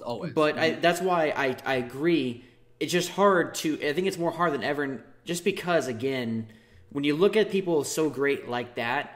Nowadays, I think the people like that now get shunned more than ever. Everybody's, as you were saying earlier, everyone's demotivated because, like, it's like the idea of, like, oh, you'll never make it. You'll never do that. And the biggest drawback to that is that, like, when people, like, Martin, you've seen this. I'm sure you've experienced this too, Nick. When someone tells me that I can't do something, it motivates me to want to accomplish that more. But people get demotivated because they have this entire they have the entire internet yelling at them, like saying, oh, you be crap, you're not going to be anything, you can't accomplish that, there's no way. And they get demotivated rather than motivated because of just the sheer amount of like haters that are talking to them, and like they give into it and they believe it. Whereas it'd be easy to say, oh, just get over it and do what you want to do. When you have a lot of people going against you saying that what you do will make nothing, how do you not? How can that not affect you? If I had a bunch of people just come over to me and say, "You're not going to be anything. You're nothing. Stop up making YouTube videos. Stop streaming. It's garbage." And I would I be? And I just said, "Oh, that doesn't bother me. That's a lie. Of course it bothers me." Of course. Because Steve touched. Oh, sorry. No, go ahead. No, I was done with that. Oh, I was gonna say Steve touched on this, and I thought of this rapper that I've heard of. His name's NF. I don't. Yes, I love NF. Okay. Do you know? Remember this? You know that song? Okay. Do you know that one lyric in it where he says, "These people gonna tell you that you'll never make it, and then when you do, they're gonna say they knew you were going places." Yep. I love that quote, and I think that's incredible. I was just thinking about that when he was talking about it. Yeah, I wanted to find the exact quote, so I looked it up. That's why I was kind of silent there for. Yeah, but that's exactly it. Like everybody is so focused on hating because like they themselves like don't have the motivation to like look beyond what they already have. Like all my I have a bunch of friends back home that I have a bunch of friends back home who they've started their own companies, and they're always saying like, oh, I want to make more money, I want to like do things, I want to change the world, like that kind of thing. And like when people tell me that, like I don't say, oh, you're not gonna do that, no way. Like I'm full support behind it, because like in a world full of haters, one person saying that you can do it will make a world of difference. It's like the butterfly effect, where a butterfly will flap its wings and it causes a hurricane. Effect. Yeah, exactly. I mean, who was Stephen Hawking when he was 12? Right. You know, like everybody who's ever been anyone started out as no one. Yeah. And I think that's pretty neat. There was a good documentary on Stephen Hawking. It was on Netflix. I enjoyed it. I watched it. I forget what it was called though. Do you know what it was called? Was it like with the God part or something? What was it? The what? There was something with. I thought, didn't he do something with like the God part or something? It was. I don't know if it was like called like the. No, I can't remember. It was based on one of his most famous theorems, or one of the more things that he was more well known Hawking for. Radiation. No, the theory of everything. Oh, yes, thank you. Yeah, I just looked it up on Netflix. There you go. Yeah. But yeah, like the theory of everything. I mean, I think you should watch that. I think you might like it. Then again, you probably know more about him than I do, so you might hate it. I don't know. I mean, Nick probably knows more about him than you and I do, but I mean, likely, yeah. Yeah, I'll definitely look into that. I mean, I think everyone. I'd like to watch it too. I know more about him on a general basis than like a lot of his specifics. Mm-hmm. Yeah, I'm not like I just use Stephen Hawking as an example because I think he's somebody that people know a lot of. You know what I mean? Yeah, it's like Bob Ross or somebody like that. You know, people know him. Mm-hmm. Yeah. I miss Bob Ross. Everyone misses Bob Ross. We're gonna put a branch on this tree because everybody needs a friend. It was always interesting to me to know that he was actually in the Air Force and he was an MTI. He was a drill sergeant. Yeah. When I found that out, I could not imagine Bob Ross like scaring the crap out of a bunch of recruits. Like, I mean, who could even? I just imagine him talking about happy little trees and stuff. Yeah, but I don't think that's how it went. No. And you're gonna draw this happy little tree, and you're gonna push because I'm telling you to. you're gonna draw the tree, and you're gonna be successful, or I'll kill you. Basically. Oh yeah. I mean, I've always thought that was hilarious just thinking about it. Oh yeah, yeah. But the reason I wanted to talk about this one a lot is because I wanted to mostly get the audience's opinion and your guys' opinion that I think that when we have run out of not necessarily things in the world, but run out of things to really challenge life, what can you do to not necessarily spark challenge, but to reinvent yourself to the individual that isn't actually necessarily invested in changing the world? Because because obviously not everyone has the ability or is going to change the world. Some of us are going to live and all of us are going to die. And when I say that because not everyone's going to make a profound impact. Some of us are just here to live, and that's all it has to be. Right. But I think. Sorry, go ahead. I think that we could still, maybe even if you don't want to be that person that makes the change, you can be the one that supported them. You know what I mean? Oh, yeah. I'm not saying you shouldn't be. I think if we can get back to that idea of human connection and supporting people and just treating people like other human beings instead of like objects and tools, you know what I mean? Instead of names and handles. Sure. Right, exactly. And I think if we get to that point where even if we're not the ones making the change, if we help somebody get to the point where they can make a change, then we're a part of that change. It's like that butterfly effect that we were talking about before. And I think that's one of the most important things that anybody can do to start changing in that positive way is just be more decent to people around you. Would you say that because of technological advancements, that's why we've lost that benefit?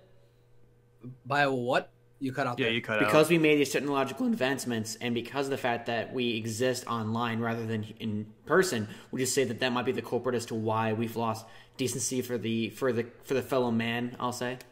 I think that's more of a symptom of the disease, really. I think it goes beyond that, and it comes back to that idea that we were talking about before, coincidentally, about that drive towards monetary value. I think we've gotten so obsessed with trying to make a few more dollars that we'd gladly shove 5 people in the dirt to make 1/10 of the money that they would have all made. You know what I mean? Because it's also never been easier to make money, so you tend to shun people more because the monetary gain is so much more prevalent. You can do it so much more rapidly, and do it so much more often. So I think we put 5 people in the poorhouse to get ourselves in a house with just one more bedroom. You know what I mean? And I think that's our main issue with people is that they've become so obsessed with making those couple extra dollars that they no longer care about what happens to the other people in the world. Right. As long as they make it. It's that base selfishness. It's like it's being selfish, but it's also like, it's how like some people are raised like actually I'll quote Rick and Morty with this one. I like it.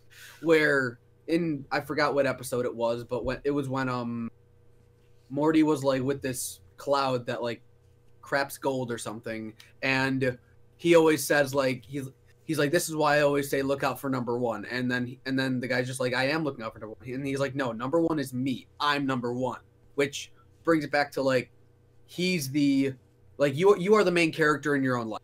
Yes. And so you look out for yourself more than other people to such an extent that it becomes harmful to your own environment rather than just for you. Can we talk a little bit about what that one guy said in the comments? Not everyone deserves respect, but everybody deserves decency. I really like that. I do, but I agree to a point. And the only reason I say that is because once you've hit a certain standing of what you commit in life, some people don't even deserve decency. Some people, in my opinion, just deserve to be shot, but that's a different topic.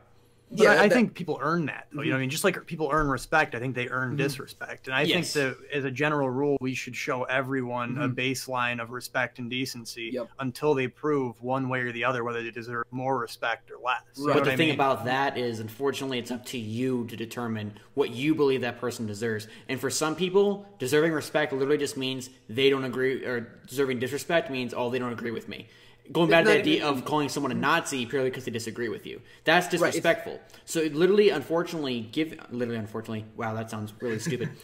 Unfortunately, it comes up to each individual person what someone deserves, at least in their mind when it comes to respect or disrespect. So, well, I think if we looked more at facts, we'd be better off in that sense. Well, yes, I agree. But then again, unfortunately, you have a generation or a current standing where it's never been easier to be intelligent, yet most people are not willing to back anything up until you get put on the spot for it.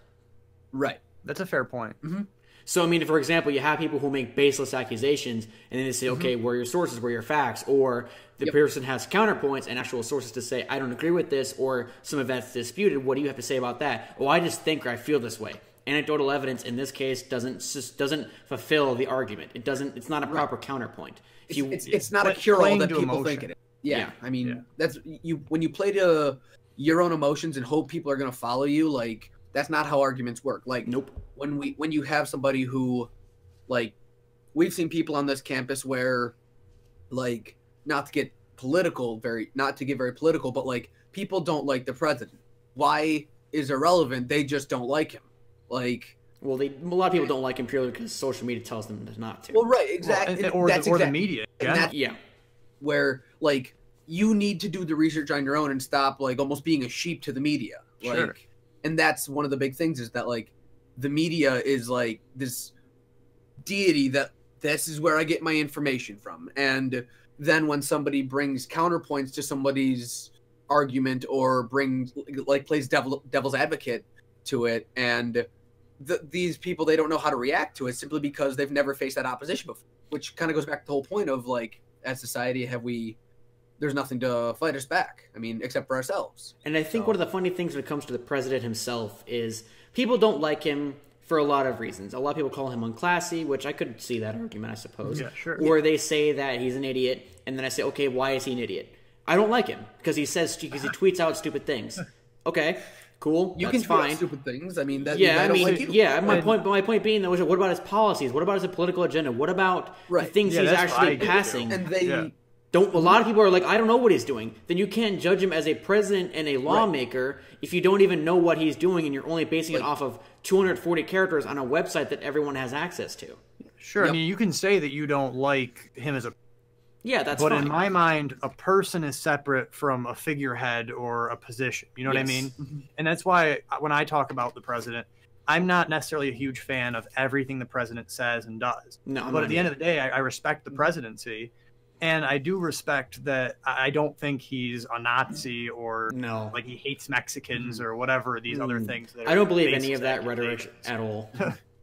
But yeah, I think that we should judge him on his actual policy, like you're saying, and his actual actions and the things that are actually done by him, not just a couple of things that are said on Twitter. Because everything's based on slander now. Because what I noticed, like, we don't like Trump because remember this one, the famous one? Trump got 2 scoops of ice cream. Slow news day, I guess. I mean, or what about if people are starving to death and they're worried about the fact that Trump tweeted something stupid online? It's like right. And my point is, I mean, it may have been advertise. I mean, it may have been dumb. It might have had some grammatical errors. I mean, honestly, who really cares? Because they make it sound like every president before him was a classy guy, when realistically we've had some not so great presidents in our country's history. If we're going to face reality, let's look at the fact that we've had some racist, bigoted people in the office way prior to Trump. He's not the first, if you even want to say he is one.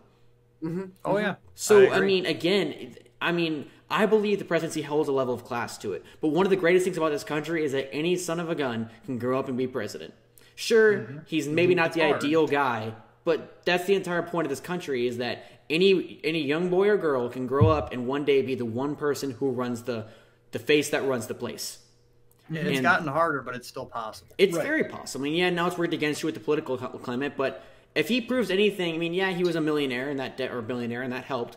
Point being, though, is I think it opens a window now that people are going to start looking at the common man more, because it doesn't matter that he didn't win the popular vote, because people are saying he shouldn't have won because of that, even though we've used electoral college forever. And it's important. Right, because the popular vote doesn't mean anything. At least not to me. That's the problem with the state that me and Steve are in New York. Mm-hmm. We keep electing Cuomo. And why do we keep electing Cuomo? Because there are 3 basic areas of New York that vote for him. Yeah. But the grand majority of New York geographically wants nothing to do with it. Mm-hmm. But every time he wins, and if you get rid of the electoral college, that's what you're going to do to the U.S. You're going to let California, New York, maybe Texas, Florida, and a couple others make decisions for an entire group of people who will be impacted by those actions. Right. And that's not fair. You cannot let a few centralized groups of people make the decisions for every single one. And that's why you cannot complain about the rules of the game after the game has been played, knowing the rules. You knew the rules, you accepted the rules, you played the game, you lost. And if things had been flipped the other way, if You wouldn't Trump had complain. won the if Trump had won the popular and Hillary had won the electoral, I guarantee you none of those people would be complaining. But it'd be the Now, other side that I was will be complaining. fair, a lot of the radicals on the other side would then be complaining, but that's the But it issue. wouldn't have We been should- nearly as mass marketed or mass outrage Oh, yeah. as it was because he won it. Well, but that's one of our issues is that we've gotten to that point. I hate to go further into politics, but that division, that one side or the other on the radical ends of either side. Well, that's why That's me and the Steve's issue. first We need to come podcast, back we to the brought center. up the idea of it's all or nothing. You got to be 100% with me or you're against me. Like George Bush, Or you're you're with not- us, or you're you're with the enemy. And that's not how that works. Me and Steve bleed a fine line. Me and him are red and blue mixed together on a lot of different things. We're purple. Yeah, we're Basically. purple. We're completely See, I'm we're a- completely purple. We're She-Hulk or we're Purple Hulk or whatever you'd want to call it. She-Hulk is still green, my dude. No, I know, I'm but they're also Yeah, like our yeah. purple versions of both characters. Yeah. And purple makes more sense for her character anyway. But, Yeah, but my point being is just that I think that realistically, to bleed on one side or the other isn't healthy at all. I agree. Because you negate one whole part of the argument and you negate the other side of the coin to the point where you're only going to get one thing done, and that's only what you believe is correct. You are only going to confirm your biases to yourself. It's one big echo chamber. Yeah, that's why Yeah. in politics I'm a right-leaning libertarian in my mind. Yeah. So I do lean a little bit to the right, but at the end of the day, I'm more Yeah. toward the center, and I want to take ideas from both sides and combine a middle ground that to everyone get, likes. everybody can not even that everyone's gonna like, everybody but can the see majority success. the majority will thrive from it because you can't please everybody, and that's just a fact. Like no matter like the extremists on one side are gonna be mad, the extremists on the other are gonna be mad, the people in between are gonna be mad, like, and that's just you can't please everybody, and you just do as best you can with what you got, and you just hope for the best. I mean, there's not. You can clearly say that there are people who get into office purely to push their own agendas. Oh, But yeah, then yeah. again, maybe it's not necessarily an agenda, but maybe for some of them, it's really what they believe is the right thing to do. Because people say when they're not doing what they think they should be doing, oh, it's an agenda. Maybe Right. not. Maybe they're actually doing it because it's what they believe in. Now, granted, sure. that it's easy to bleed the line of it's an agenda or it's just stupid. But like, you know, for example, the idea, the one things that I hate, people pushing politics into movies Right. when it's yeah. clear as day, and I hate that. But then again, Entertainment should be entertainment. right. But one of the things that I hate is just it's so clear as day. But maybe they actually do believe in what they're saying, and that's why they're pushing it. Maybe they're just not trying to push an agenda per se. They're pushing a message they actually stand behind. So maybe people need to be more understanding that maybe it's an agenda to you, but maybe they actually do believe in the things that they're saying, and they really do want to stand by it. I mean, granted, they're not bleeding into your argument at all, and that's unhealthy. But at least you can't say they're not, you know, they don't stand by their convictions, I guess, Right. which I is mean, something. My thing is like, as you were saying, Martin, with in their mind they think they're right. I mean, Adolf Hitler thought what he was doing was right. I mean, like popes in the past that demonized like homosexuals, they thought what they were doing was right. And just because you think it's right doesn't mean it's necessarily like the correct way to go as a society. Oh, I And didn't say that's- that at that's all. a- I'm not well- insinuating that it's the correct thing to do. Oh, right, at right, all. right. But I'm just saying, like, that's kind of what it almost comes down to is that, like, just because they think it's right, like, Doesn't they'll- mean it is. Right, they'll Sure. cry heresy and all that. So, all right, let's try to get back a little bit more away from politics. Yeah, I want to draw away from that too. Yeah. But I think that there's like one last thing on that kind of thing. I think Yeah. there's a time and place for things. You know what I mean? Mhm. Like I think with like how you report news stories and stuff. Yep. Like when people report the news to you, they should be focusing on facts, what happened, not how you should feel about it, not how Yep. we want you to feel about it. Well, But I this think- is well, what I think, happened, yep. and then you take that information and you go and you can spread that if you want. But that's your decision. We're just going to give you the facts, Yep. and that's what we need to get back to. I think. Yep. It's almost a lost Yeah. art nowadays because would you almost say that almost everyone, not almost everyone, but all the major media outlets who have the greatest reach all have their own message Biases to in push. their own, almost, you could almost call it an agenda. It's That's really, a problem. Yeah, Yeah, it's, and that's what I'm it's saying. It's just that would you say that true unnatural neutral bias. news just isn't a thing anymore? yeah. But I'm actually doing a speech on this coming Wednesday on media bias. And one of the things I've learned is that I think I'm not 100% sure on this thing. I think it's 66%, but 66% of Americans believe there is not a truly like honest news outlet left. 66%, that's as of 2018. That's that's really sad. Yeah, that 66% of Americans don't think that there is an honest news source that's 100% down the middle. They don't, and that's a bad thing. Right. So when now that you we've gotten all have the a politics majority out of the street. country, or at least whatever was taken in that poll, 16% over what would have been half to make a clear majority, that tells you quite a bit. The message, the numbers speak for itself. And I guarantee if the entire country was polled, a lot of them would say the same thing. Maybe a few more up, a few more down, but the majority would still be there. At least in my opinion, it would still be there. Yeah. All right, so let's get back to the topic at hand now that we got all our politics out of the way now. Inherently, everything's going to go back to politics, but I'm not opposed to touching it. I just don't want to get too into the things that may get you or I nailed to a cross, let's say. Right. I mean, like, we're here, like, it's called screaming into the void, where the internet is our void, and we're just spewing our opinions. Which this isn't our soapbox. This isn't us preaching a message that we think you should adhere to. Because, again, that would defeat the purpose of the podcast, for one. Right. And we're just trying to bring diverse opinions in and have a discussion about various things. Yeah, we don't want to be a part of that issue that we're talking about. You know, we don't want to be the bias that we have a problem with. And I think that's a tough line to walk. It's very hard to get your message across to people without being too in-your-face preachy, and that's a really tough line to walk, and I see that a lot in a lot of people. Oh, I totally agree. And I think one of the funny things about it, when it comes to walking that fine line, and then when you have people like us who are willing to have those conversations, it goes back to the idea of those conversations being awkward. Like, you know, when you were young and you were in trouble, but your parents weren't going to discipline you yet because, you know, you're out in the town, you're at the store, but that car ride home is nerve-wracking. Yep. That's what it's like having a conversation with somebody who you know does not agree with you. Oh, yeah. And does anyone want to voluntarily put themselves in that situation? No, they don't want to do that. So, but the thing is, we stand by that we think it's necessary. Yeah, and I do think it is. To the point where we're afraid to speak out. Exactly. That's the major issue. When you have, it's like the idea of the silent majority.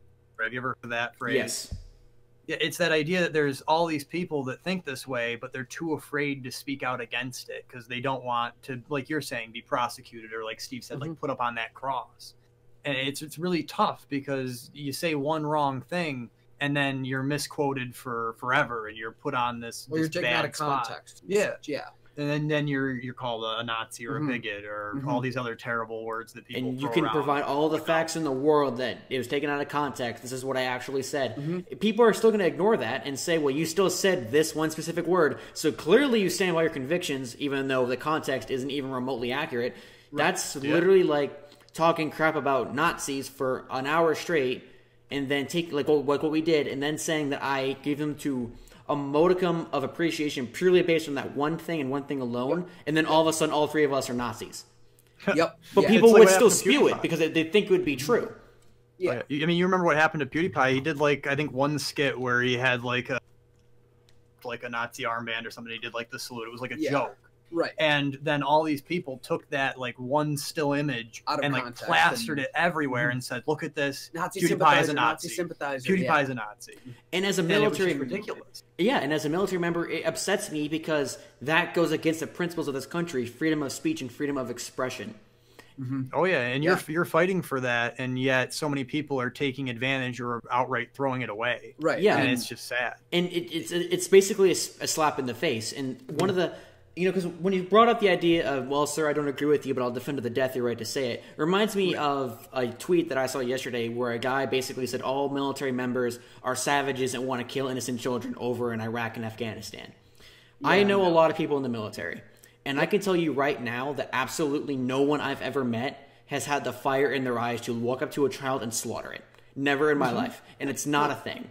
The idea that war will have inherent side effects that are terrible. Yes. But at the same time, when I got told that, and it basically, because that includes me. That includes me being said that I live every day with the idea that I wake up and go, man, I can't wait to blow up some 8-year-olds. You know, man, those chunks just go flying and it's great. No, that's not how that works. I'm taking that out of context, Martin. You know what? That's fine. I'll be a martyr for my beliefs. I don't care. When it comes to, because this is something I really do believe in, these people go over to these countries and fight real terrorism and real terror because they believe in what they're fighting against. And they believe that what they are fighting for is correct. And at the same time, when these people die on the side, no one, I have met grown men break down and cry in front of me because they had to watch a child die. I have had to watch children die multiple times just at my regular day job. I've had to watch children die. I've had to watch women be attacked, be raped, be slaughtered. And I've had to watch it. It's I don't not, want to pretend that I understand that. And that's why when people say that we live and breathe to slaughter, I'm like, do you not remember that people who join the service are people too? Yeah, and people make mistakes too, and that's the thing that people don't give a lot of credit to. It's the same with like the cops in the country, but that's a whole other issue. Yeah, but I agree. With the military, the thing is that if a couple accidents happen, and so say a bombing target's off, right, and there are casualties where say 20 children die or something, right? That's tragic, and that shouldn't be forgotten or pushed aside. But if that's done for the cause of freeing an entire people, and that was one incident and one side effect, it's still tragic, but it's for an important thing, and it shouldn't be. The overall goal shouldn't be overlooked because of one tragic mistake. You know what I mean? And people don't do that. They focus on one instance. Yeah. And the thing is, it's just that we have been fighting wars with each other as a species for how long? It's not going to go away, no matter how advanced we are. Since man had a nicer cave than another man, and he had a right to smash him over the head and take it. And he had a prettier looking mate to reproduce with. Yeah, exactly. Like, I mean, you have a shinier rock. I need it. Since the dawn of time, men might have been between one tribe of 10 and one tribe of 15. But at the end of the day, the reasons but at the end of the day, that's still there, and you're never going to totally free yourself from that, no matter what. Even if you lower the number of bad apples, there's still going to be bad apples. Right. There's no way to get rid of that entirely, and you shouldn't want to, because that's part of progression. Some of the worst thing can bring about some of the best. World War II is a great example. Exactly. And it's a true thing, because really some of the best things that have ever happened in humanity have happened because of some of the worst things prior. Yeah. Like, look at, like, even just the founding of our country. We went to war with an entire another nation so we could have our freedom. And it sucks with all the casualties and the discourse behind it and everything. But, like, in the bigger picture, it was a good... I wouldn't even say good. It was a necessary step for progress. I mean, because if... And Britain needed to be checked, too. That was an important... Because Britain, like they said back then, the sun never set on the British Empire. Yeah. No, and they were the world power. They were the world power. You do not want one group of people to have control over the entire vast majority of a planet at that time. That's not even an overstatement to say. So would you almost say that the liberation of America and the founding of the British Empire could be broken, much like the Roman Empire was a key moment in history to show that they could be defeated? Yeah, not to toot America's horn too much, or I'll toot that thing all goddamn day. I'll have bald eagles flying behind me in my arms. But that is exactly what I'm saying. I'm saying that America proved that Britain wasn't this unstoppable force that could do whatever they wanted. They were still just a group of people that are no more powerful than the people that they're claiming to rule. And at the end of the day, if the things they're doing to those people are not what should be being done, then those people, like it says in our Declaration of Independence, have a right to rise up against them. And it's the same thing in America. And that's why our Declaration of Independence and our rights were written with an elastic clause to progress over time, to make sure that no matter how old the bill is, no matter how old the rights are, they change with time to make sure rights are always protected, regardless of how the methods change. Absolutely. And it's all in the idea of preserving freedom, which is the most important ideal that I think our country has ever had and that we should continue to have. Right. And as long as we continue to do that, we'll find our right way eventually. And I think one of the things that upset me a lot is when people say that America was founded on the principles of freedom, but they also was founded on the ideas of hatred and slavery and, we're terrible because we did all these things. But what people, I think, and I'm going to get political and I'm sorry, but I want to. When people talk about these things, the one thing that upsets me is that they never understand the time. They say, well, these things are so terrible and we were the only ones who did that. No, we were not. And realistically, when you think about it, that was the standing at the time. People were treated like cattle. People were treated like cattle. And like when people say that we're the only ones who did it, like that's so wrong. It's India, crazy. Look at Egypt. God. Look at like the Middle East. Look at Africa. Even just with that specific example with American slavery of the Africans at the time. We didn't just go into Africa and start rounding people up. And they were sold into slavery. They were sold by other people that were warring factions there in Africa. That's an absolute real thing. It was a goods transaction. It was a business deal. If the typical American at that time had gone on to like African soil, they probably would have been killed by animals or died of some terrible disease before they could make it more than 5 miles in. Guaranteed. Oh, absolutely. That's not what happened. And that's a part of history that people like to overlook because it doesn't fit the narrative.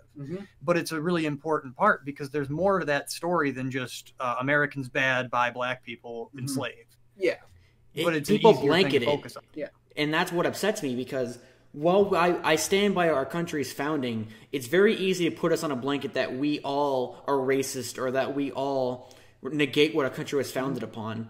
Right. But at the same time, when you look at those things and you look at how every country had its rise up, every country was founded on the idea of making someone else beneath you rise you to power. Every country was founded upon those ideals. Right. The only reason America is put on blast, quote unquote, more than any other country is because it's the most recent and we're the most powerful country on paper. Right. Well, I mean, I'll go and I'm going to quote Modern Warfare 2 here. History is decided by the winners. And frankly, like between our uprising of the 13 colonies against Britain to the first 2 world wars to now our international war on terror and our war against drugs and everything, like we're in the limelight all the time because we're trying to make a change. Whether that change is good or bad in one person's opinion or not, that's really almost irrelevant to a sense because like we're the winners. Like that's what it comes with. But the funny thing about it is there's another quote from that game. We are the most powerful history force in the history of man. Yeah. We are the police of the world. Because what happens over here matters over there. We don't get to sit one out. Our standing has given us an ability to make sure that the preservation of freedom is always fought and won.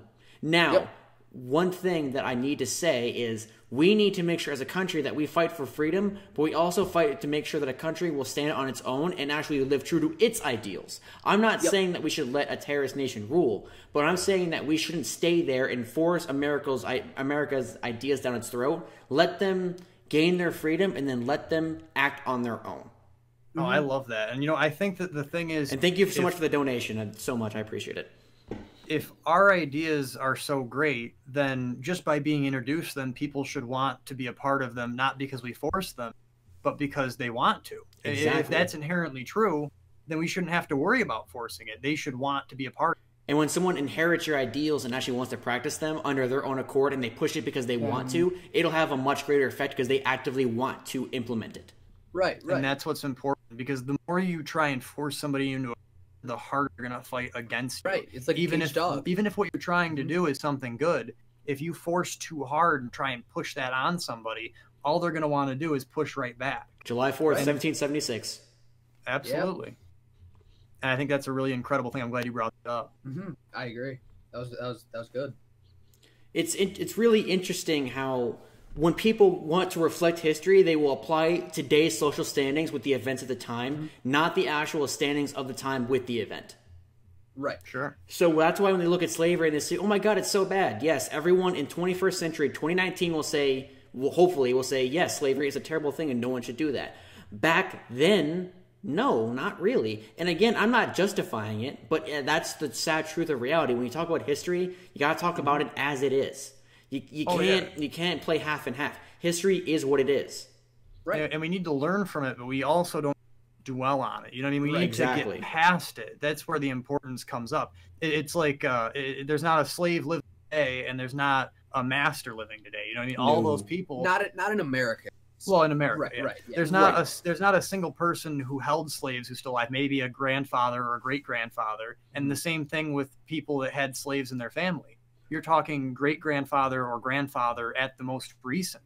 It shouldn't be forgotten. But at the end of the day, it didn't happen to you, and we didn't do it to you. Right, and that's why the idea of paying repercussions or reparations for something that you didn't live through, to me, is insulting to the people who actually did live through it. Because you want to get paid for something that you didn't live through to negate what actually happened. So to me, it's not insulting because they want money. It's insulting because you want money for something that you didn't live through that was horrible. They're exploiting it. It's exploiting a terrible event for cash. I want the money for what happened to my Irish and Italian family members. So I want a lot of potatoes, and I want them now. It's my potatoes, and I want them now. I'm from Russia. Well, hey guys, Cold War. Yeah, I mean, but I'll pay you in vodka.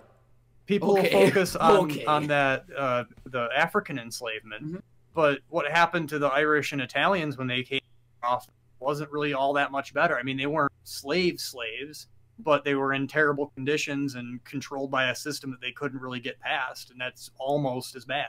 I think one of the funny things people also refuse to acknowledge is that slaves were expensive. And a lot of America was poor. Not everyone in America had slaves. I asked my grandmother, did we own slaves? She's like, well, no, we were way too poor for that. We could barely live. Yeah. And that was the case with almost all of America. So they say like almost every white man in today's generation is a descendant of a slave owner. That's so inaccurate, it's mind-boggling. Right. Oh, and it's sick because all it does is drive the wedge of division. And that is the worst thing you can ever possibly do. And people fight racism with racism. It's like fighting fire with fire. When you have people that hate each other for reasons that to an extent don't even exist, all you're doing is creating this ball of hatred that just keeps festering and getting worse. And that's never going to get people anywhere. You need to get beyond that and create unification instead of division. But it's so much easier to spread hatred than positivity. And that's the disgusting thing about it that upsets me. And that's why I get particularly upset when I see a lot of people who make, like, on my Twitter or my Instagram, it's like, white people do this, white people do that. I said, you hate racism as a person of color, but you're actively preaching it day in and day out. Yeah, do white people do that? Or did one white person you meet do that? Right. You know what I mean?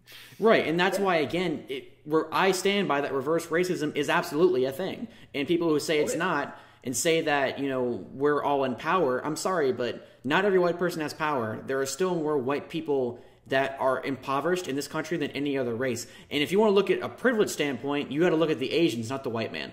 So realistically, those debates upset me tremendously because you're pointing fingers and raising up an argument and a topic that have nothing to do with you and never did.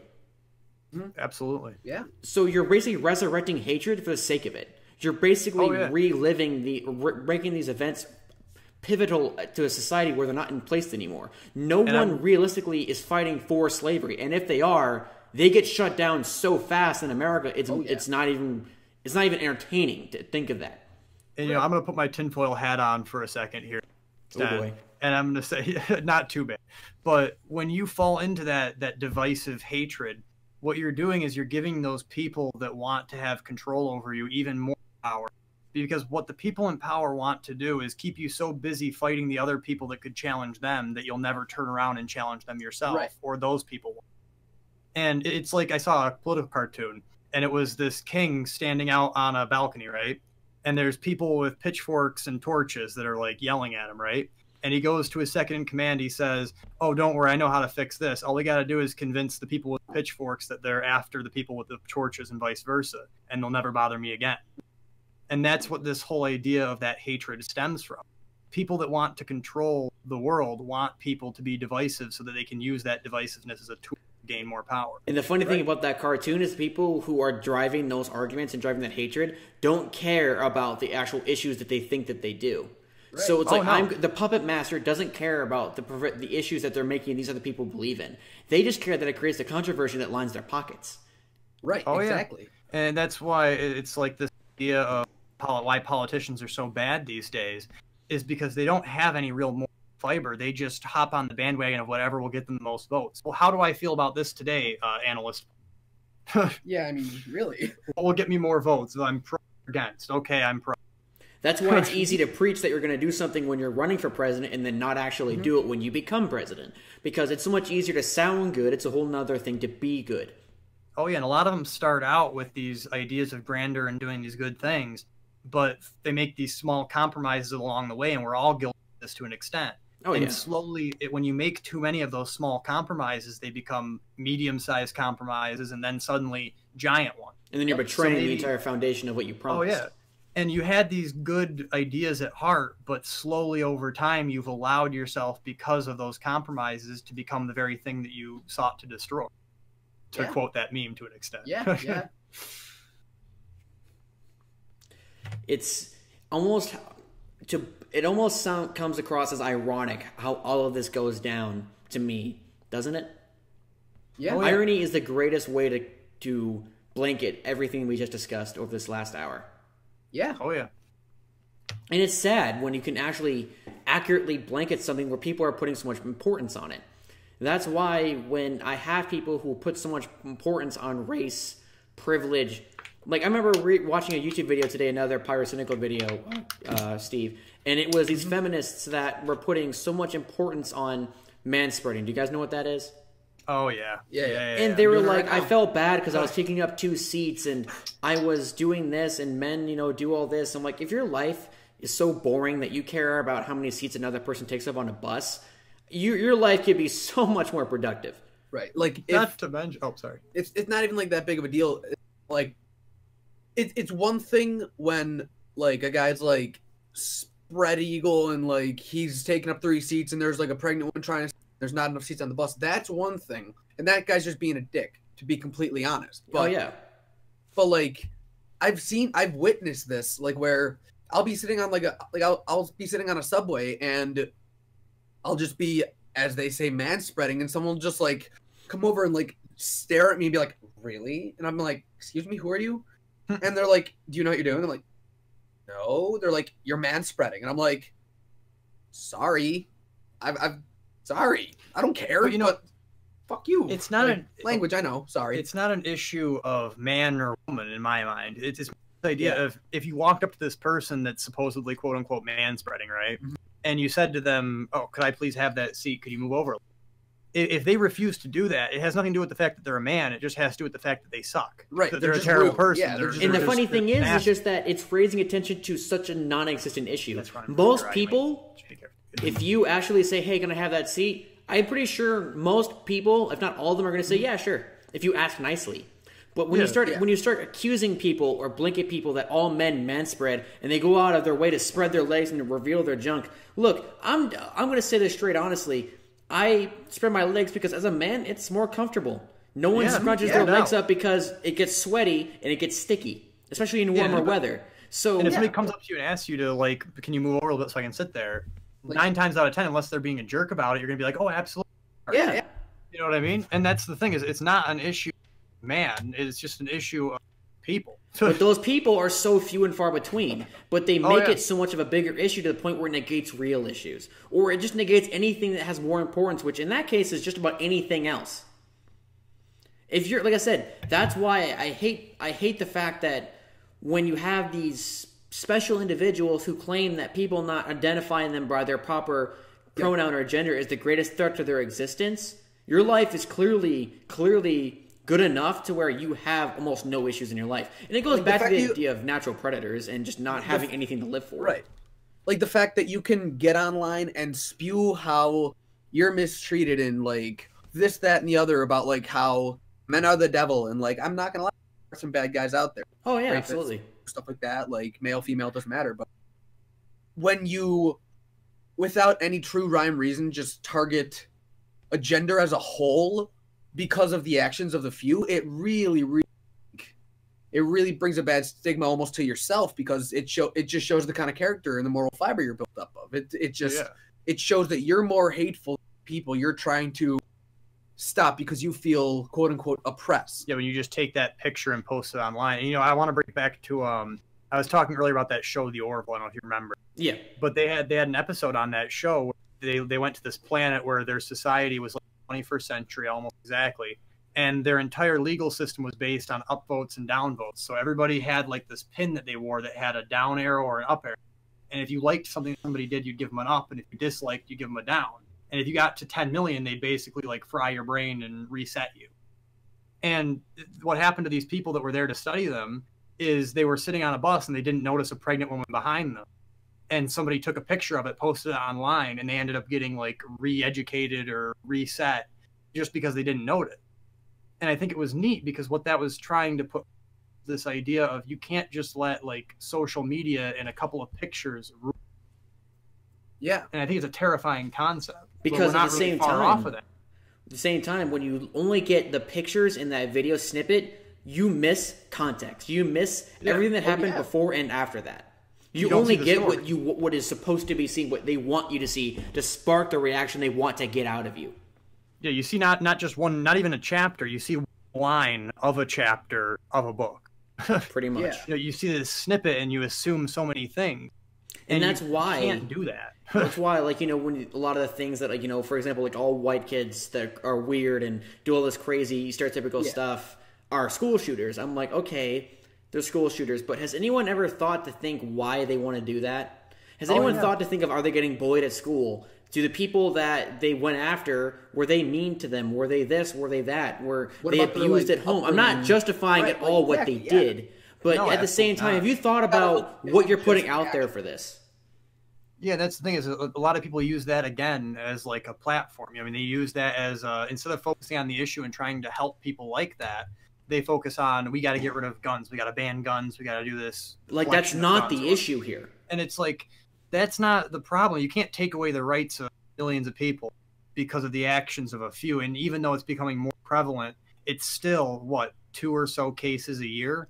Which not in even the grand scheme of the U.S. of 300 million people is a pretty small amount of people. It's and not still even tragic. But the thing about it is, too, is just when you think about it, what people need to stop doing is stop giving the people who do these things attention. Oh, but they put them up on a pedestal, and that's exactly what most of them want. They are given the ability to fearmonger because when they go on these crime sprees, they're like, this is the guy who did it. This is him, her, even her sometimes, you know. If you stop putting so much precedence on who did it besides when it's necessary, such as the original prosecution and the original problem, if you focus on why did the person do it? What were the people like him around like? What was his family like when he was growing up? Why do you think he or she felt the need to do this? Focus on what the root of the issue is that causes the force, not just the force itself and everything beyond that point. Stop looking at only what happened. Look at what drove it. Mm-hmm. Sure. Yeah. And I think that's really important. And I think it's sad that we use it as like a tool, like the media uses a way to get more money and get more views and put out more stories. Yep. And when you do that, all you're doing is encouraging it to happen more in the future. When you put those people that commit these terrible acts up on a pedestal and give it all this sensationalism attention, all you do is encourage further incidents. And They become martyrs for something. Right. Oh, yeah. And like, all you do is encourage it. Like, whether they're like bullied or not, and like it almost makes like, if there's like somebody out there, which I'm sure there has been, like actually with the New Zealand shooting, where like he wrote this manifesto where he was like narcissistic and he saw other events similar to the one he committed and was just like, well, if they can do it, I can do it too. And he used the sensationalism to push an agenda. Like, and he like when he live streamed it on, I think it was Facebook, not when he live streamed it, as he was gunning people down, like he was saying like, oh, subscribe to PewDiePie because of the whole TC PewDiePie thing, and like that he got so much flack for that for no reason. Like, right, like you can't, like, the guy's got 80 million subscribers. Like, you can't say that like he's like it was an inside job. PewDiePie definitely was with the New Zealand shooter. Like, he's a mainstream celebrity at this point in time. I don't care what anyone says. PewDiePie is mainstream at this point. He's got 90 million subscribers now. Like, I mean, 1 out of 90 million is a pretty incredible statistic. Yeah, like it's literally just unbelievable. And that's like getting struck by a meteorite while being struck by lightning. Yeah, like it's just incredible to me, and it really is. It's tragic that people use those sad events and then focus on something so stupid, or use it to go after some political agenda. Or because because for some reason, I'm not saying I don't even watch PewDiePie's videos. I've never found them entertaining. I'm not saying I like or dislike the guy. I've never watched his content enough. I don't really care. But at the same time, I don't think the guy is a bad guy, so I feel bad for him because being the biggest solo standalone YouTuber, he is thrown in the center of so many different situations. Now, granted, when he dropped a certain word on stream back when he's playing PUBG, he probably had that one coming.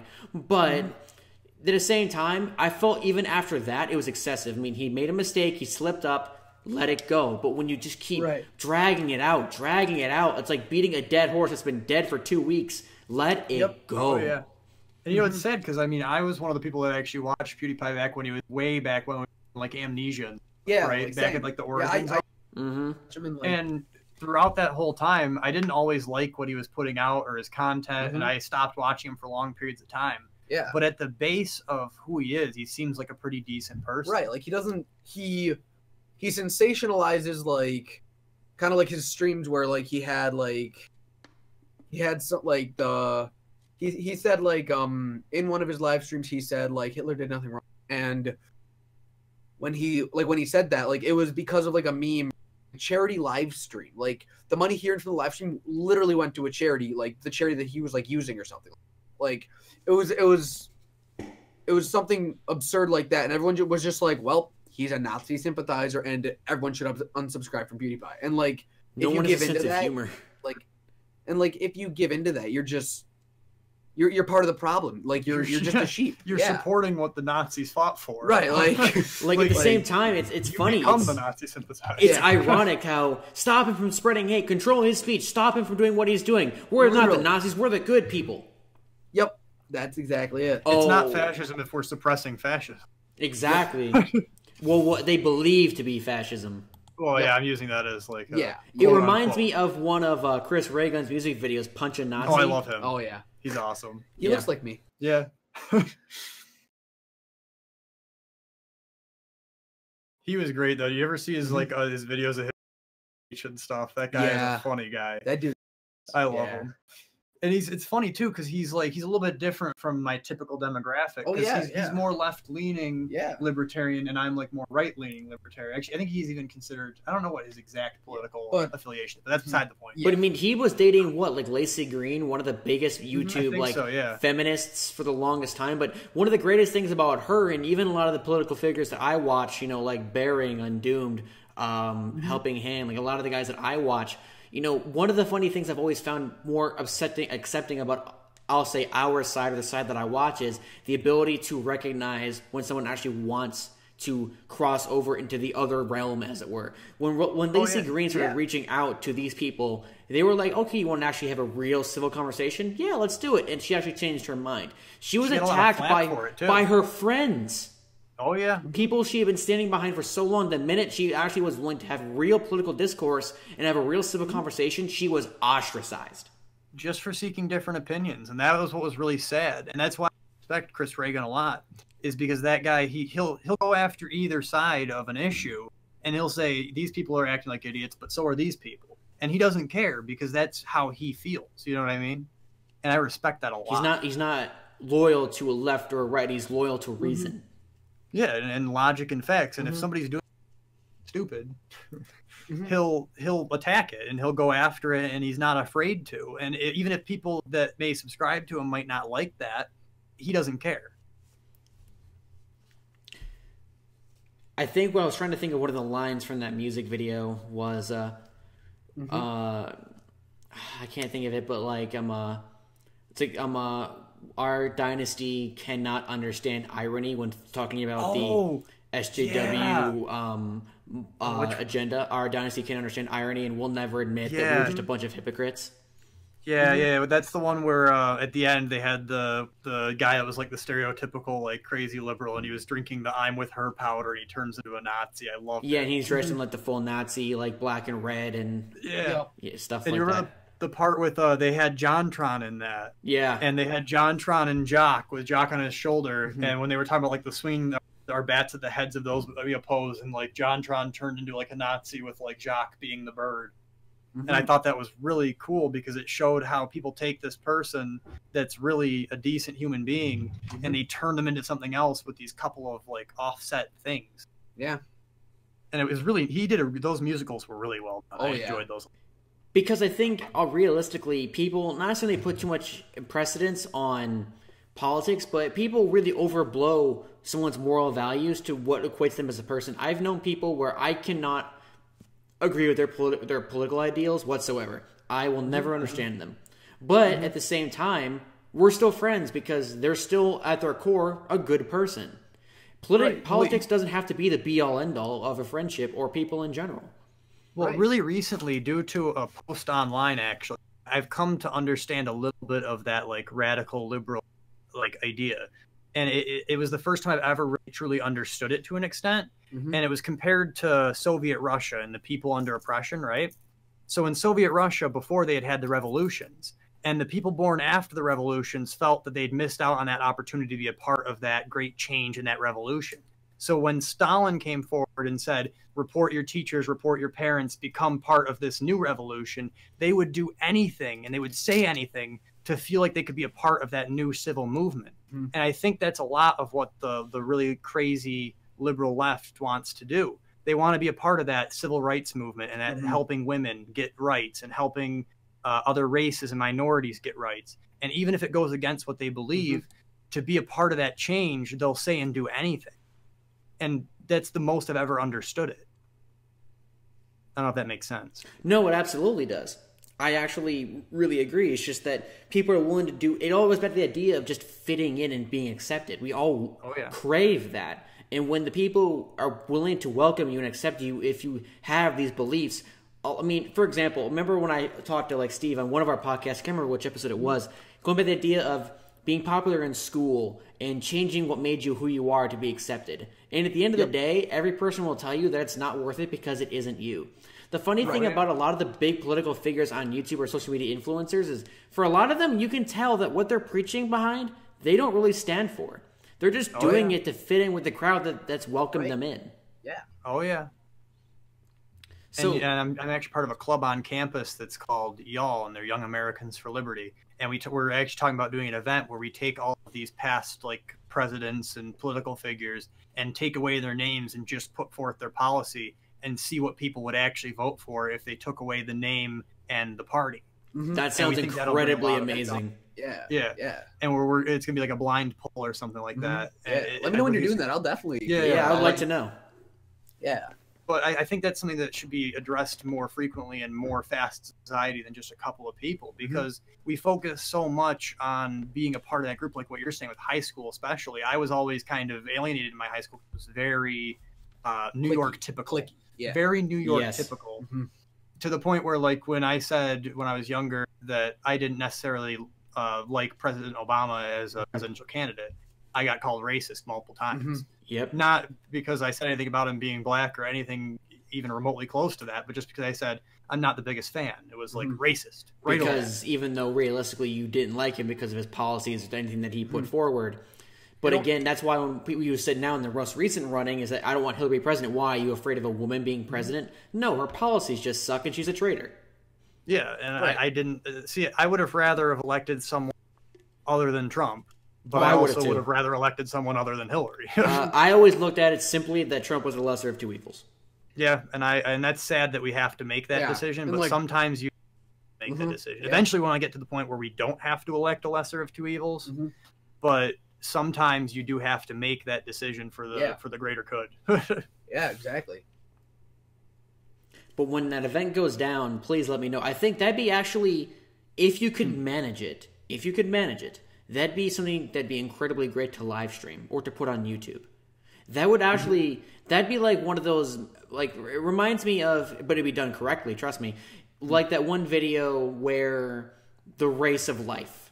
So remember this one, Steve? This is getting passed around last year, where you had this college campus of kids who were given a goal. You're going to race on foot for $100, but first you're going to answer some questions. If they apply to you, take 2 steps forward. So it was like, if you grew up with both parents in the home, take 2 steps forward. Take 2 steps forward if you ever had to worry about helping your parents with the bills. And it was the goal was to make it so where it was clearly evident that the only person who were walking forward and taking advantages were the white students. Of course, that was the entire goal of it. But I think with this, it can have the same impact because unlike that one video that I just mentioned that is completely biased and ridiculous with loaded questions that will obviously apply to a white majority campus, for you, that'll create a lot of good controversy to say maybe this would have been so popular, but when you look at policies as they were in relation to today's standards, it'd be interesting to see if people react to them now. Especially older presidents. Like, it'd be amazing to see, in my opinion. I wholeheartedly take away that affiliation. I like that. So I'll definitely let you know more about that, and I'll let Steve know because we're going to be having another meeting on Thursday, and I'll bring up the idea of like maybe live streaming it or uploading it. Steve could definitely help you out, and if you guys want, I can I assist. I can help film it. I mean, all right. I mean, hey, if you're interested, I can get you in touch with me for the next Yale meeting. Yeah, sure.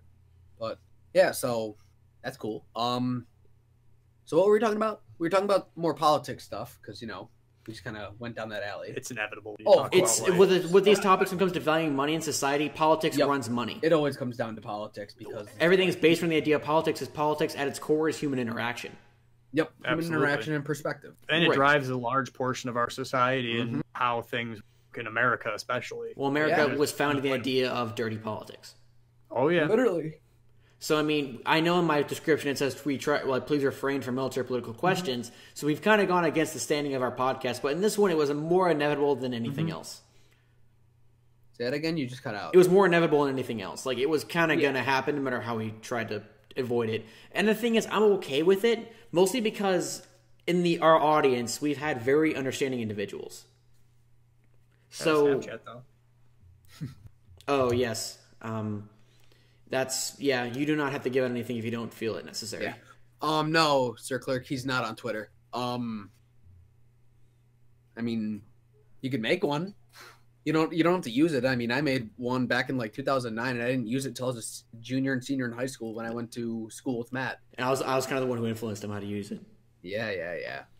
But even still, I mean, when I look back at these topics and I think about how people interact, it all goes back to the idea that you brought up, Nick, of just decency and respect for your fellow human, I'll say, for this case. Sure. Which I think is just incredibly lost because whether it's monetary, whether it's personal beliefs, it's all now based on the idea of getting ahead. Maybe because we have nothing to fight for, now we're just fighting amongst ourselves. Because there's nothing threatening us but each other at this point. We don't have the plague to worry about anymore. We don't have to worry about any animal walking into our house and eating me alive. I don't have to worry about that. I don't have to worry about where my next meal is coming from. I can go get food right now in 5 minutes if I want it. Those causes, what made us so preoccupied in the past, what gave us purpose, those things are so minute in importance at this point in time, at least where we are in a first world country, that now it's just infighting because realistically, we're bored. Right. Like even the things that we have that are threats now, like the war on terror, like the Middle East with some of the radical Islamic things like that. Like anybody like with the power and the choice to do so could click a button and they would just be wiped off the map. I mean, they'd just be completely eradicated. And like, it's almost to the point where we're not trying to we're not really trying to defend ourselves and like get rid of one thing for the sake of ourselves. We're almost monitoring it to a point where it's not going to be troublesome. And and it also, like, the way I see it is there are people like me and Nick that we're not in the military. We don't like have any intention of like going and doing things like super violent or anything like that. And we're never going to see that like gruesome violent reality that like other military people do. Consider yourself lucky. I know, but what I was getting at was I don't mean from my perspective, I just mean in general. I know, yeah. But what I was gonna say is that like because people like I feel like that if some of these like bring it back to politics, obviously, if the people that were on the radical right or the radical left saw like the true gruesome things that can happen when people actually disagree on something, instead of just yelling at somebody on a train to close their legs, putting it on YouTube, getting them when like if they were like dragged out to the Middle East and like stripped and dragged through the town square for their beliefs, like people wouldn't be nearly as vocal about their opinion. But because we're like a million miles away from it all, they can't even fathom it. Like, but this is the kicker for that. Both the left and the right mainstream media agree on one thing: do not ever mention how bad it is anywhere else in this country, but make sure they know how bad it is here. Because the minute you start mentioning that, it's bad somewhere else and showing proof of that, you lose control over the people you have worked so hard to keep under your cloak. Right, because they get scared. Exactly. And causing scares and causing problems is what changes and what causes change. So It causes uprisings. It causes like rebellion. Yeah. exactly. So what you want to do to maintain control is you keep your animals in place and you keep them docile. And that is what both medias inherently agree on. Maybe not directly, but they both agree that you don't inherit or talk about real issues. You talk about your BS, you talk about your ideas, because that's the only thing you want them to care about. Right. Yeah. Hang on, Nick's making a Twitter. What's your handle, Nick? Oh, I'm making a Twitter because people want to add me apparently. So I figured, Oh, this will be great. Oh yeah. You'll probably get people finding in your DMs. I was concerned because he was getting really quiet. I'm like, I was about to ask you if he walked off. He's literally sorry, he's just building his. Hey man, I'm making a Twitter. I'm glad my podcast can influence you to branch out into your social media aspects. Yeah. When you download it and you get your handle, let us know. We'll put it up in the chat so people can add you. Followers. Yeah, just give me 2 seconds. I'm almost done. All right. Yeah, sorry about that. But I mean, even still, would you agree with what we said?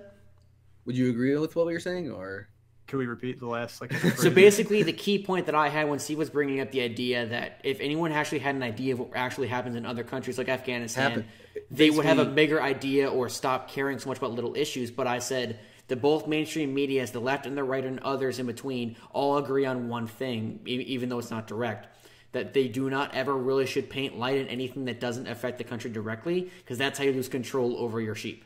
You keep your sheep docile and you keep them in check. Yeah, I absolutely agree. I think that people want to maintain control because it gives them power. Exactly.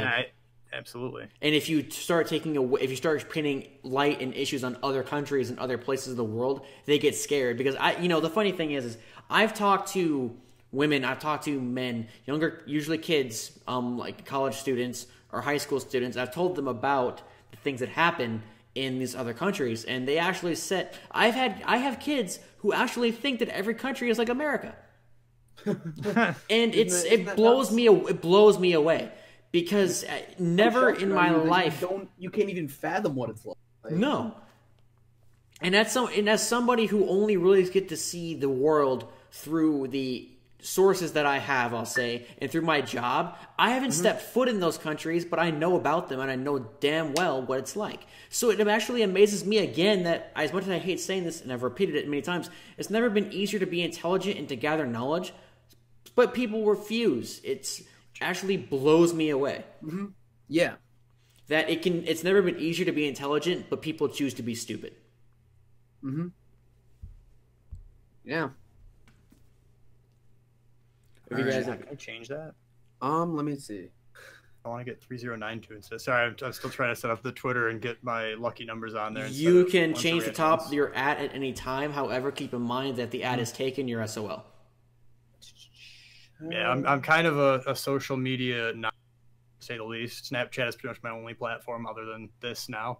So again, if your handle is taken by somebody else, you're SOL unless you find a different way to word it with underscores, using L for I's, I for L's, whatever. There's ways around it. But if the one you want won't let you have it, chances are it's taken. Yeah. But yeah.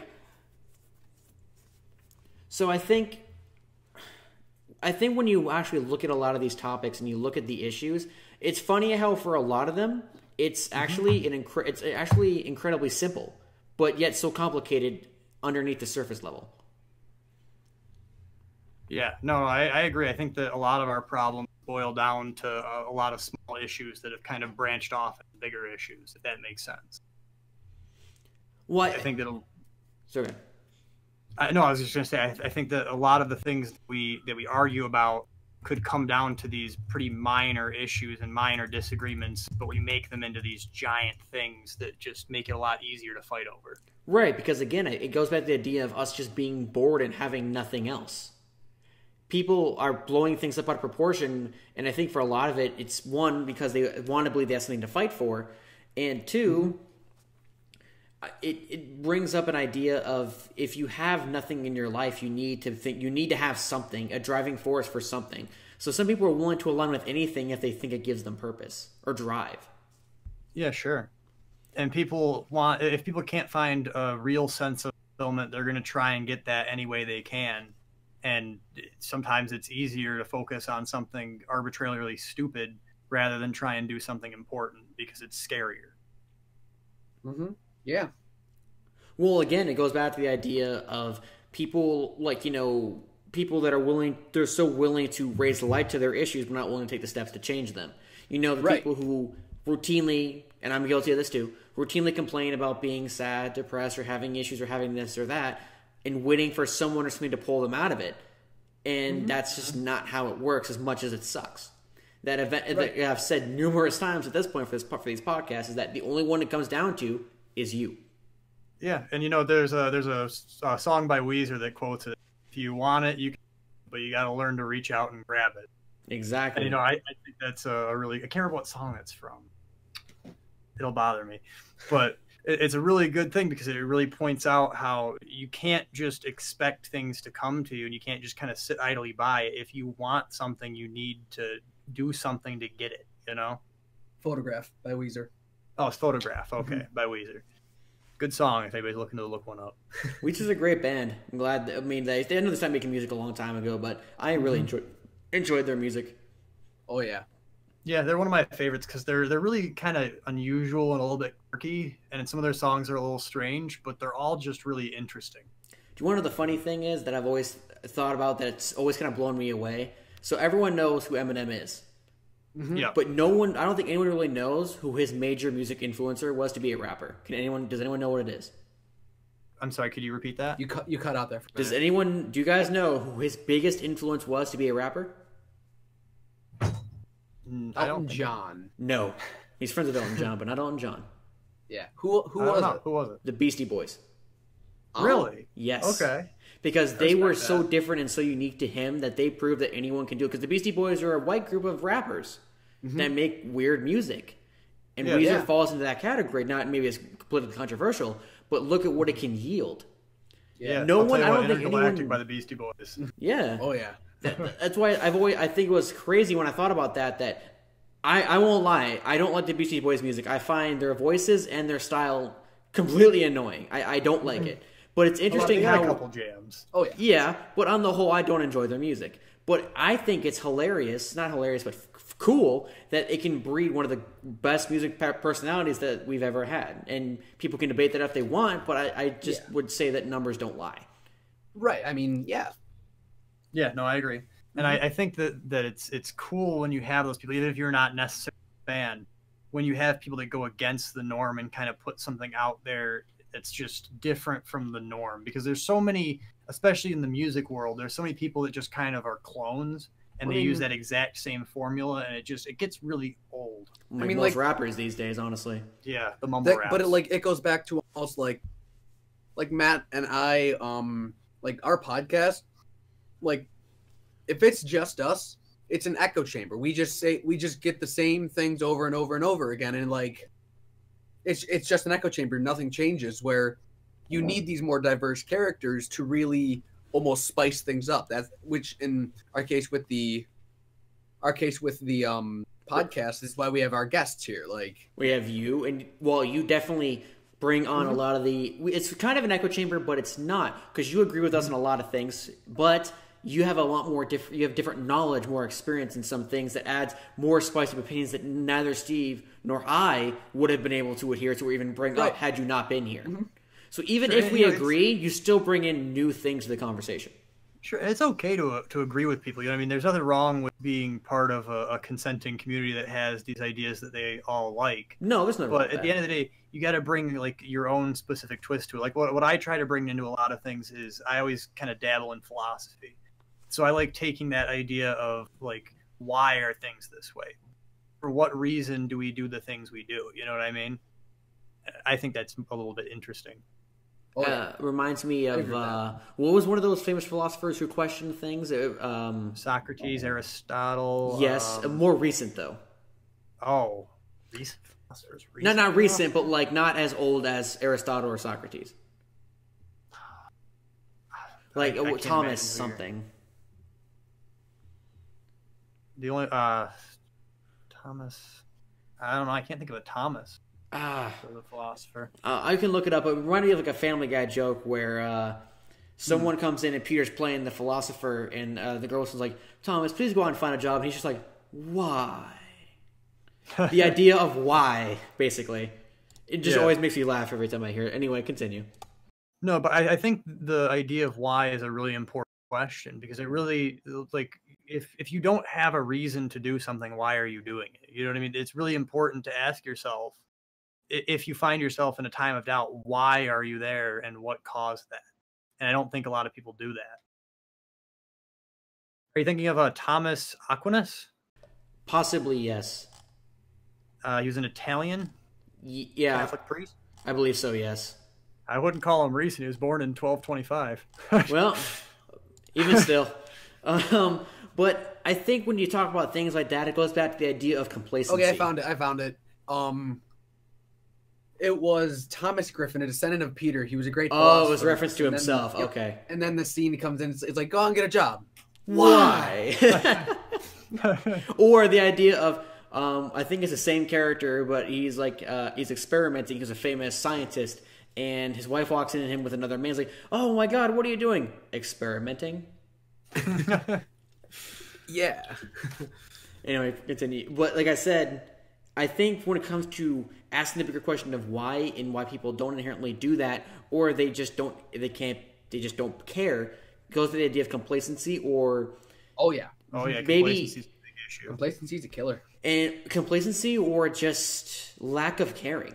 Because I know complacency and that can be intertwined, but I think for a lot of people, complacency is knowledge that you exist and knowledge that you maybe can adhere to greater thoughts, and you just don't care. Not caring is not even accepting that you could be capable. You just don't care, period.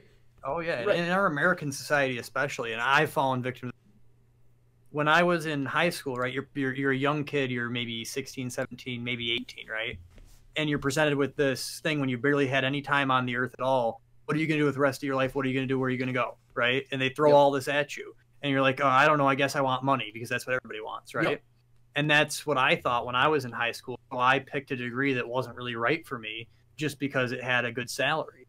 And it took me 2 years into that program to realize, why am I doing that? You know what I mean? But so many people keep chasing after that. And they keep going for this thing that they don't even really want to be a part of just because they thought they did. They think about I know, like, my uncle, he was telling me how, like, he was an engineer, and he loved it, absolutely loved it. And, like, he was tutoring a kid, and this kid just could not grasp. It was like, I want to say it was like diffie-q's or something like that, differential equations or something like that. And he's like, look, like, you're not getting this. Like, what's your major? He's like, oh, it's like biochemical engineering or something like that. And he's like, oh, why'd you pick that? He's like, it had the biggest salary. And, like, he literally was like, well, you probably want to change your major because you're not going anywhere.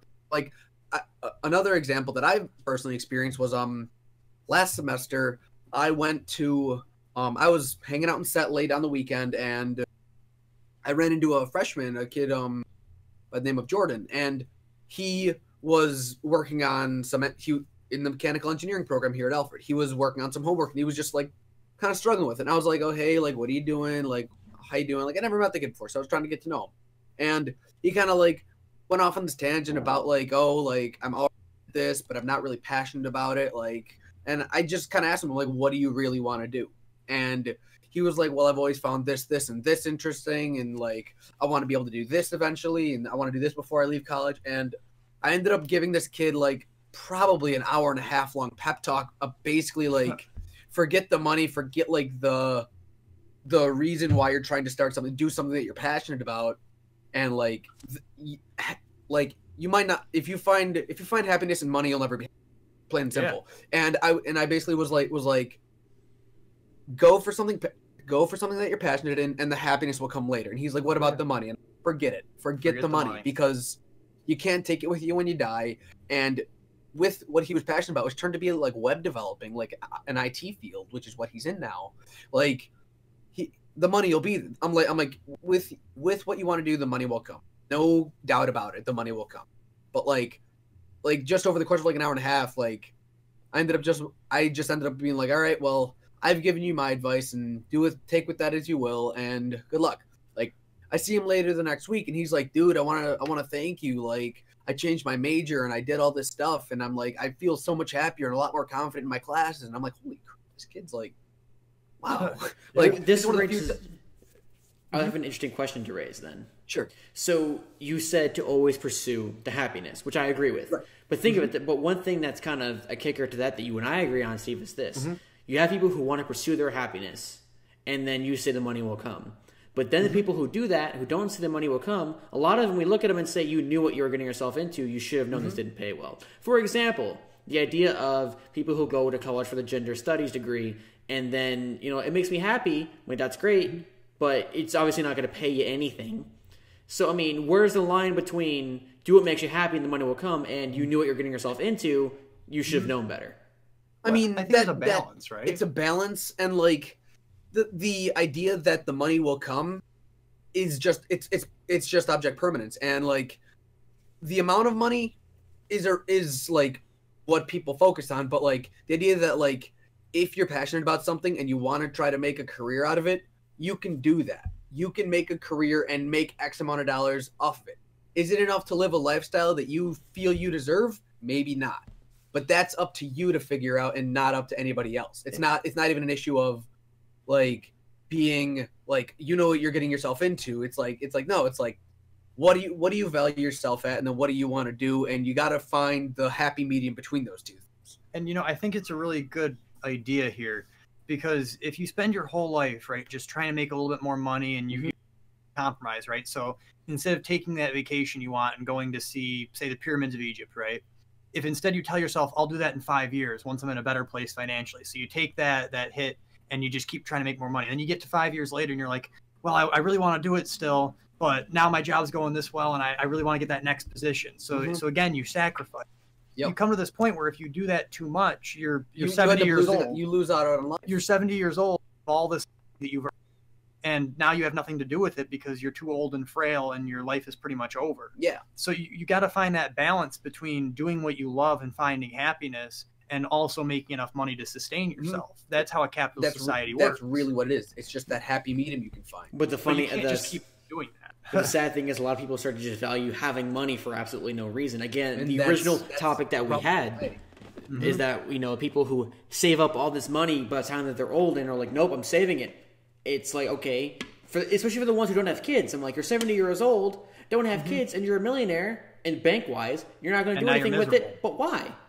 And you're miserable. And you're miserable. A lot of these people get to this age where they've worked all their life and they've all this money, but the whole time they've been miserable and just barely scraping by mentally, and they hate their life. Right. So it's like, why did you sacrifice your entire life and all this happiness to be miserable in the end? Right. And not even that, but I mean, the idea of retirement is you've worked your entire life, be leisurely, use your money and do whatever you want. Instead, you're retired and still complain, and you say, I don't want to spend money on this, but when you clearly could.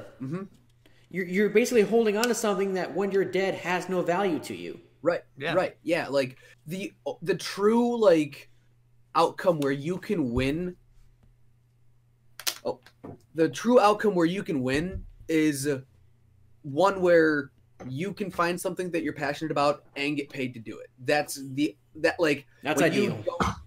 That's the best way you can do it. That's the end all be all of success. And unfortunately, a lot of people don't do that. A lot of people would rather chase the paycheck rather than chase the passion. Like me, like, am I chasing my passion with like digital media? No, I'm going into network administration, but I'm good at it. And I can see myself doing it for 20 years and not wanting to like blow my brains out. Like exactly nothing like that. So is it a compromise? Yes. But I also have the plan later in life to start my and to become more influential, and like when I have the money to really enjoy life and travel and do all that stuff. And so I'm not giving it all up for the paycheck. And same here. So the funny thing is just being in service and actually getting education and still getting paid. It's kind of the best of both worlds in a sense. But do I want to do service forever? No. If I had it my way, my YouTube channel would have blown up a long time ago, and I would have been to the point where I can exist solely just by being a social media person, right? Right. And right. I would love that. But I know on my channel, realistically, and I'm being completely honest here, will probably never get to that point. But I accept that. Does that kill my love to make content? No, it doesn't. I just accept that it's not going to get to the point where I can... It's not the end-all be-all career that... Right, it's not self-sustaining, but does that mean it's not fun or not good to do? No. Exactly, yeah. I just know that it's not going to pay my bills, and it's not going to always keep a roof over my head. But the fact that I can still make something out of it, get some kind of return, while still doing a job that doesn't make me want to blow my brains out, at least not every single day of my life, it's a pretty nice compromise, and I'm happy with it. I'd say so, yeah. So, I mean, I think that's what people need to understand, is that it doesn't have to be one way, it doesn't have to be another. There are ways to have both if you just look at the benefits and compromises for each. Like I said, I make a little bit of extra cash for my side jobs, I'll call them, right? I can make a little bit more. But will that pay my rent? No. Will that pay any of my bills? Maybe my utilities if I had a good month. Maybe. It'll fill up your tank and it'll get you to buy, like it's nice, but it's not necessary. But exactly. Yeah. It's not a replacement at all for the paycheck that I actually get every 2 weeks. So that's what I'm saying. It's just that there are ways to have both. Now, it's probably a lot easier said than done, and not everyone is so lucky. I understand that. Yep. But what we're trying to say is it's achievable. It does not have to be, you have to be miserable but have money, or be completely successful and have money. It doesn't have to be one or the other. Right. It shouldn't be about compromise, but about middle ground. Exactly. Mm-hmm. And I think that's where a lot of people get lost, is they think the idea of being successful means that you drive a nice car, or you're a millionaire in the bank, you got a hot wife who's a model, or whatever the original male fantasy of being successful is. To me, successful means that I have everything that I want, and if there's something else that I want, it's within my grasp reasonably. Yeah, right. People put so much effort on material goods and the idea of, if I'm successful, I have to drive that BMW. I have to get that Mercedes. I have to own a $400,000 house. I have to have $1 million in the bank. They place so much effort on the material goods that, like when we were younger and we were in kindergarten, they would ask you, like, what do you want to be when you grow up? And people, like, astronaut. You want to be an astronaut. You want to be like a firefighter, be like an army man or whatever. And at that point, because you're so young, you said that because you thought it was cool and it was fun and it was like something you could be passionate about. You didn't care about the paycheck. Because you didn't have that sense of object permanence and that sense of money is the end all be all, which it shouldn't be. I mean, no, I it shouldn't be ideally, but it absolutely is. Unfortunately, it's an effective society in capitalism. But what true success is, in my mind, anyway, a little bit from that philosophy, like I was talking about earlier, is, to me, I want to be able to look in the mirror and be able to respect who I am and myself. You know what I mean? Mm-hmm. And I think a lot of people don't really have that. Like, they might have that nice BMW car, they might have that nice mansion-sized house and that giant bank account. Mm-hmm. But if they can't look at themselves in the mirror and have respect for themselves, then what is any of that worth to them? You know? Right. It's just a facade. It's just like, it's like how, like, going back to our second podcast, I'm 14 and this is deep, where, like, people put on, like, this dead looking, like, gray skull, like, looking thing, puts on a husk of a skin with a big smile on it, and you walk around the like, oh, look, everyone's so happy. Like, it is that a bit of an exaggeration? Yes and no. I mean, but people place so much emphasis on these material goods thinking it's going to make them happy, but, like, once you have everything, then what do you have? That, like, if you're not constantly setting goals, like, apart from material goods and things, you're never going to be truly happy. Like, that's why a lot of, like, people place more people need to do this, in my opinion. Oh, yeah. But people need to place more emphasis on, like, human connection and, like, even, like, raising families, because no amount of money can get you a family. Like, or love, even. Right, exactly. And you know what this reminds me of? If there's one thing that any of you guys listening out there can do tonight before you go to sleep, there's a song by Coin, it's Cemetery, and I highly recommend to listen. And the main lyric in that is, it's about this guy that was born in 1958, and he made a whole bunch of money selling real estate. That's like the first line in the song. And what it says is, never had time for the family, but he is the richest man in the cemetery. And that's where a lot of people end up in their lives. They spend their whole lives chasing something and throwing away everything else just to have a bit more money. And at the end of it, it doesn't do them any good. So I actually copied and pasted the link to the song right there for everyone if you want to go listen. And, you know, I was talking to a buddy of mine. He's a tech sergeant. And tech sergeants married in California make good money. They do well. And he married his wife, and she does very well for herself, too. She's a doctor or something along those lines. I forget. Very nice guy. He's getting out. And he was telling me, you know, he's like, man, I don't care about the money. He says, because at the end of the game, the king and the pawn go in the same box. Yep. And I think that speaks volumes. And what you said does, too, is just that I would much rather be surrounded by people I love and just being happy with what I have than being so rich, but the only people who want anything to do with me are people who want something from me. Right. And the greatest example of that, to me, as sad as it is, was Robin Williams. Oh yeah. He He made so many people smile, but on the inside, It made me so devastated because to the point where I can't really watch one of my favorite Disney movies without being sad, and that movie was Aladdin. I know. And you know, it breaks my heart watching those scenes because they were done so well, and that's why this new iteration of Aladdin. I'm not saying that Will Smith couldn't do it, but he's not Robin Williams, and that's really all I care about. No, nobody will ever be Robin Williams other than Robin Williams. Exactly, and that's why a lifetime person. Yeah, and that's why there's so much importance on the money, but there you have our life expectancy now has developed so incredibly to the point where most people are expected to live to at least their 50s or 60s at a bare minimum. But the ideas are the same. You need to have your life figured out when you're 18 or 20. And the classic, you know, meme of their teenager is, I don't even know what I want for dinner. I don't even know. Exactly. Right, you know what I'm saying? It's like, well, how can you expect me to make a big life choice when I don't even know what I want to do or what I want to eat or where I want to go or what I'm going to do tomorrow or next week? I don't know. Why am I supposed to decide my life right now? That's what I was saying earlier about when I made my decision for college. It's like you really don't know what you want when you're that young. And how could you? You've only been around for you've had very limited experience. Your entire life has been a school basically that you remember. And that's just not enough to know. Always telling you need to have your life figured out when you're 18 or 20 years old. And I tell my parents this now and they get kind of angry. I would rather die in a ditch happy and proud of who I am than live a long life of misery and regret. Oh, and absolutely. I really, truly believe that with all of my heart. I do. And the thing is that it kind of upsets me, no offense to your parents, that actually upsets them. Because it's like you basically said, I would rather die happy even if it meant I was poor than die rich but be miserable.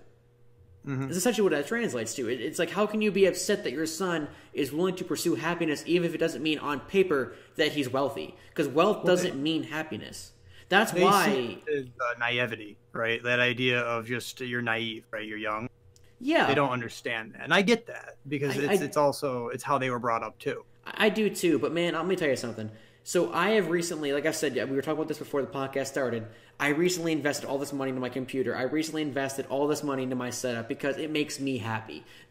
I've talked to Steve about years about building my dream setup. And, you know, for a long time, he's like, you'll do it eventually, just not right now. And I'm sitting at it right now. And that's what makes me happy. Not holding on to that money for anything else.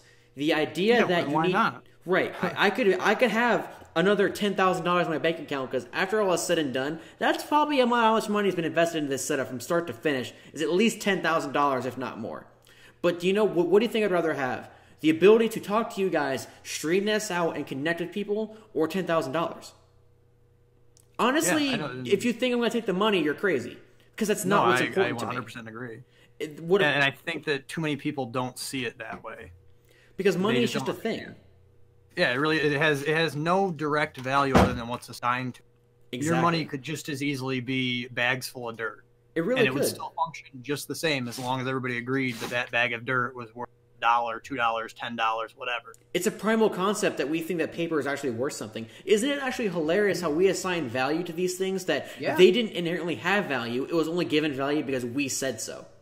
And we live and die for something that has no intrinsic value. Right. At least with gold or diamonds or something like that, at least there's like some kind of inherent value to it. Even if it's not to an extent, like diamonds can be used for cutting tools, right? Or remember the gold standard that we used to have in the United States where every person was worth so much money. Or was yeah. And even when we switched off of that, every printed dollar you had was still backed by a certain amount of actual gold, and there was a real value to it. And that's just not a reality anymore. No, that's not even remotely feasible. No, right? And it couldn't be. But the idea of it is still important and that's that you cannot just live and die by a piece of paper, because that's all it is. And the same thing with going to college and getting a degree. You're living and dying for a piece of paper that says you have more worth than you did before. Which is the exact reason why I decided not to go, because I'm like, is having a piece of paper that says I'm intelligent and I know things really worth all the money that it was going to put me in debt for? Right. Because, well, I may not place value on money as much as other people do. Fact of the matter is, I'm owed to people who do.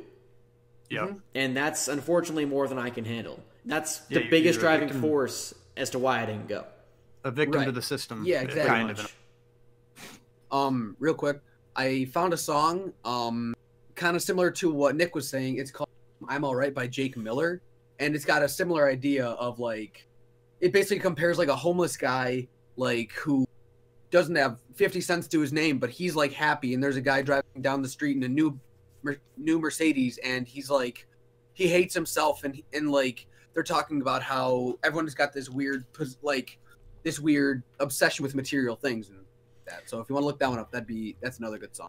You know, the funny thing too is that I think everyone's perception happiness is subjective, and I think that's why the idea that someone is happy living this life, as unfathomable as it may be, you should respect that.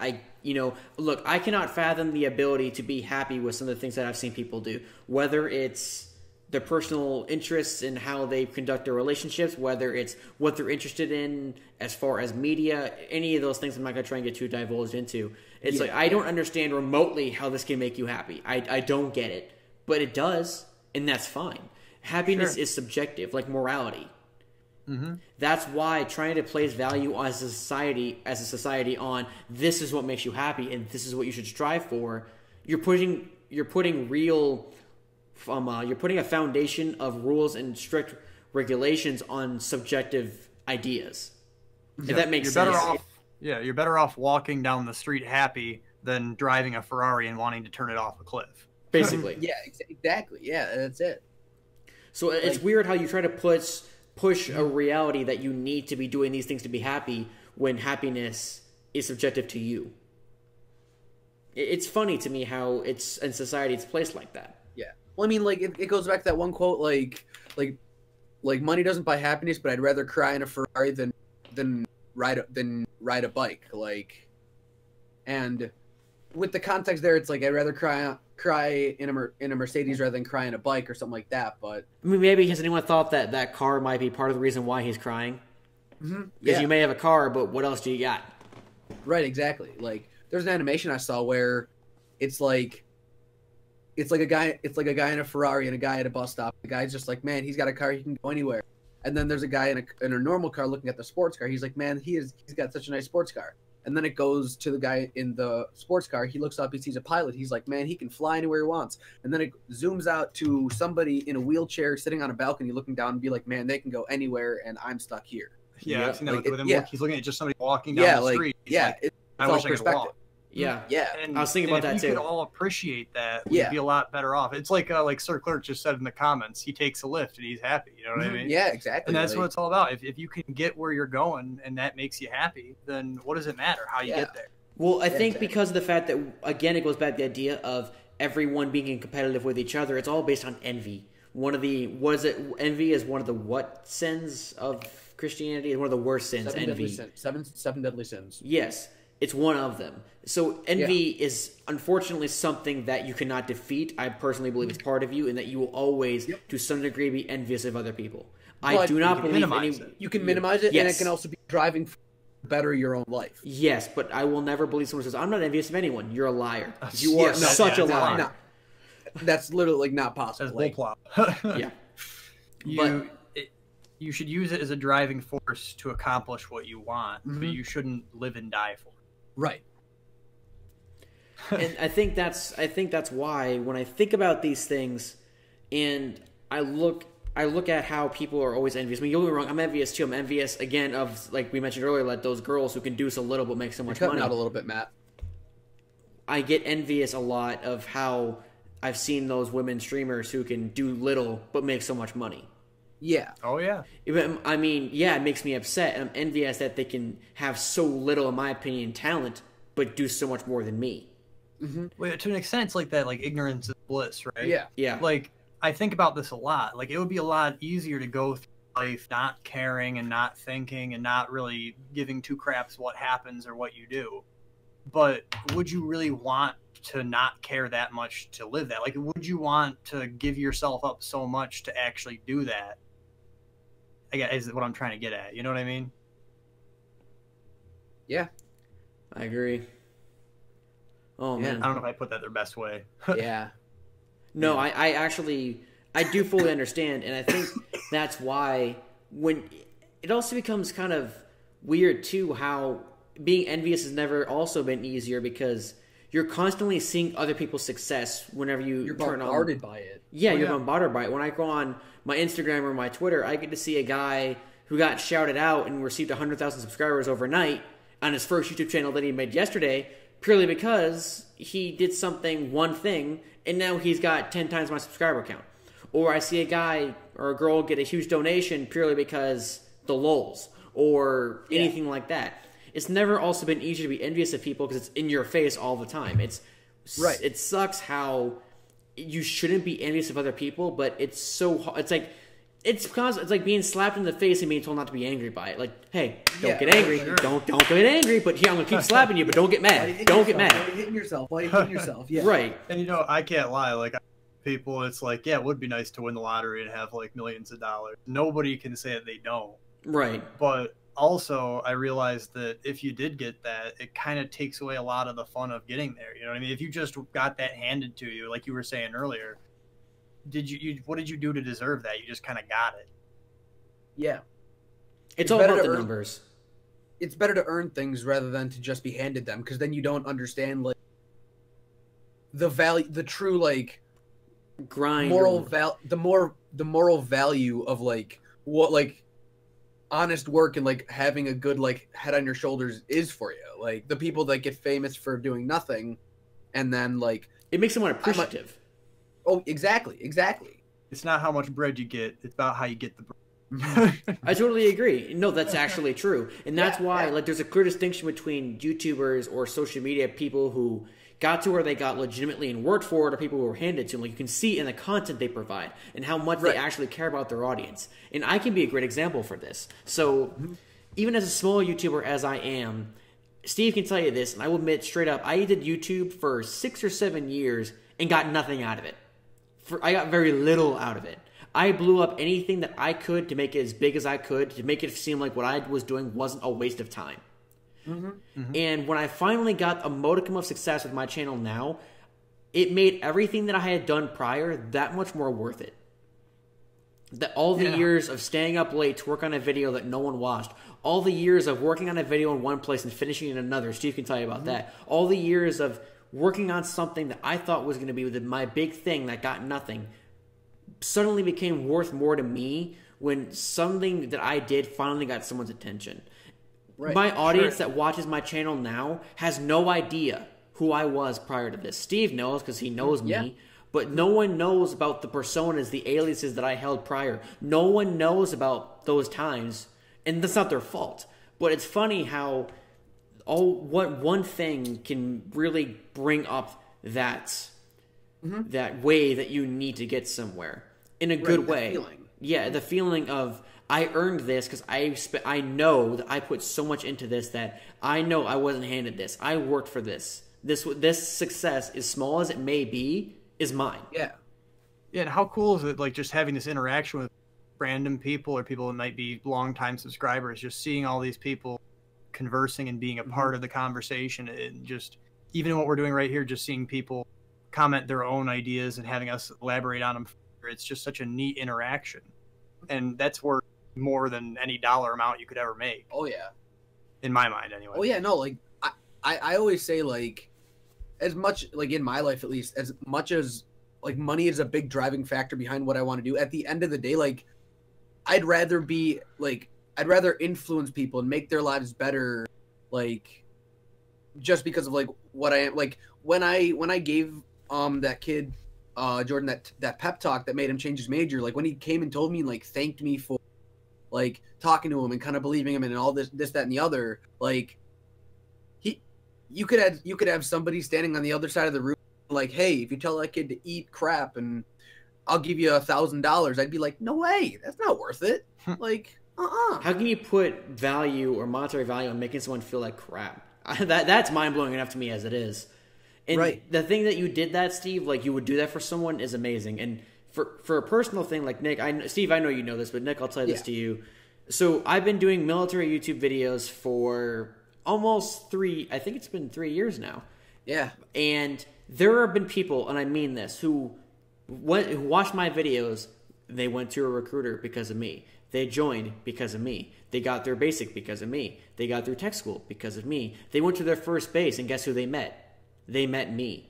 I have actually influenced people, multiple people that I have met, and many more that I've gotten messages from that I made a positive influence on their life.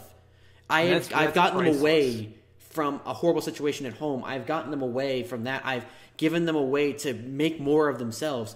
And there is no amount of money in the world that could put a value on that. And that's at my level. I can imagine people who have bigger audiences that could do for that. But the fact that I was able to make one person's life that much better blows my mind among the multiple people that have come to me about that, and many more that I probably don't even know about. Right. And it's tough because in our society, like these people that are so sad, and you wish you could do something to improve that. Yep. And it's hard to come to the realization that you need to make impacts with the people that you can, because you simply can't help everyone at once. You got to start somewhere. Yep. But that one-on-one human interaction is so important, because if you help one person make a great, incredible impact in their life, and then they go out and do the same thing, and at the same time you've done it for another person, suddenly you have these people that are, it's like an exponential growth for a good thing. You inspire this positivity, and then so many other people, it just keeps going up and up and up, and then everyone is helped, and suddenly the world is brighter than it was before. You know? Yeah.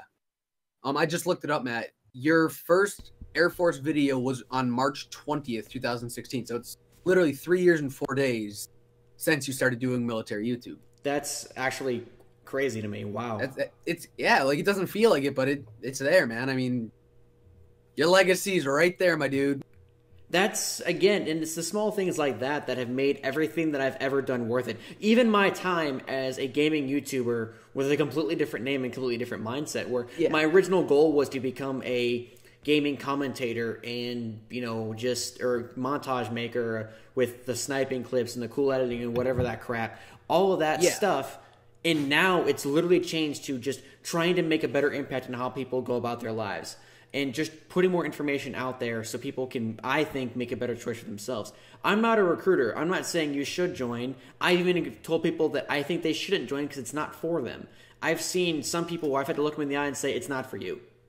Mm-hmm. And, but the thing is that I was willing to be honest and say, I really don't think this is for you. I know you decent enough where I can make that assumption. I'm not trying to say that to hurt your feelings, but that's just the truth. Sure. Mm-hmm. I think that's really important, because being afraid to be honest is terrible mistakes you can ever make in life. Honesty, in my opinion, is one of the most valuable things that anyone can ever give someone else. When you can throw aside any other prejudices or any other issues, or I don't know how you want to word that, but just to be frank and honest with people and tell them the truth, that means so much more than 1,000 lies. Oh, yeah. I wholeheartedly agree. And that's why I've had some people get upset with me when I failed to tell them no. I've been basically slandered by some people. Like, I've had people that I've told no or refused to give information to them. And Steve, I don't know if I've told you this, but I've had prior fans of mine put me on the social medias, blasting me, saying that I'm a scumbag, I'm a terrible person because I refuse to give them information, or I told them they shouldn't join the Air Force because I don't think they're cut out for it, because it's not for them personally, even though I said I don't mean this with disrespect, I just mean that I don't think it's for you based on your circumstances. I've been put on blast for trying to help, and I'm not saying that I should lie to cover up being hurt, but to me, it's funny how people can take honesty when it's something that they don't want to hear. I mean, no one wants to hear something they don't want to. Your criticisms, yeah. Yeah, sure. But at the same time, it's like, what would you rather me tell you? That I think you're cut out for it, you join, and then you found out that it really isn't for you, and you waste 4 to 6 years of your life? Or, hey, maybe I'm wrong, you do it anyway, and it is for you. But being in for this much amount of time and having as much experience as I do, I can point somebody out that I genuinely don't think it's for them. I've seen some people, I look at them and go, no, no, this life isn't for you. I'm sorry, but it's not. And Right. it's not out of disrespect or just me saying that I don't want you in my Air Force, that stupid thing. It's me being concerned about you. It's a lifestyle and it's stressful and it can really cause harm to people who aren't cut out for it. There are people that have been interested in my career field and I've had to tell them straight up, no, it will destroy you. Don't do it. It will hurt you mentally. And they take offense to it. I said, I'm not saying this because I'm calling you weak. I'm saying this because I'm concerned. And that's what unfortunately upsets me when I do these things, because as much as a gratitude as I've gotten from helping those people, when I've been attacked in those ways, it upsets me because my goal to help people is there. Sure, I'm telling them what they don't want to hear, but my intentions are still the same. I'm just giving You're doing the best you can. Exactly. I'm not perfect. I'm not. You know what I'm saying? You're human. You're human. Good God, no one is. Yeah, no, like, based on the information that you're given, you make an assessment and you tell them what your opinion is on that and whether they want to call you like a blasphemous or like call hearsay on it. It's not really gonna like help you or them in any real case. Yeah, and that's why I believe in the idea of the answer, don't ask the question. You know what I mean? If people, especially in the case of somebody coming to you and asking you outright for advice, if you tell them something that you honestly believe and they don't like it, they should be ready to deal with that, or else they shouldn't have asked you. You know what I mean? Right. Because like a lot of people like in today's society, like they expect to be coddled. They expect to be like Spoon-fed. They're spoon-fed, coddled. They don't want to hear no. They don't want to hear things that they might need to hear, simply for the fact that they're scared of what could actually like be said or what could actually happen. That like, ain't the world, sweetheart. Right, exactly. But like it's I still like I agree with you when it's like I would rather like tell somebody like, no, this isn't cut out for you, and then have them like get hurt or have them like blast me on Instagram rather than them going in there and actually getting hurt and then crying wolf anyways and being like, I listened to them and this happened to me, and like you can't win no matter what you do, so you just do the best that you can with the information that you're given. I've flat out told people before, you can hate me if you want, but you asked me and I'm going to tell you the honest truth. Yeah. And I'm not afraid to say that because you asked and I'm going to tell you. And if you didn't want to hear it, you shouldn't ask. Right. I've always kind of, to put a twist on Ben Shapiro's facts don't care about your feelings, I've always said that you should never sacrifice the truth for the sake of feelings. Absolutely. Right. Emotions are emotions, they're not facts. Emotions are temporary and facts are facts. Like, facts are concrete and they last forever. Right. Emotions are a beautiful tree that could be burned down in a minute. Pretty much. And that's why when I've had those situations and it's happened to me, it's been a little demotivating at times, but I'm like, you know, I can let this affect me, or I can just say that, you know what, maybe they come to a realization that I was right or wrong, but I know that I did what I could and that's all I can do. Because one of the things that you have to understand is that, well, you have pure intentions, not everybody else does. Right. Sure.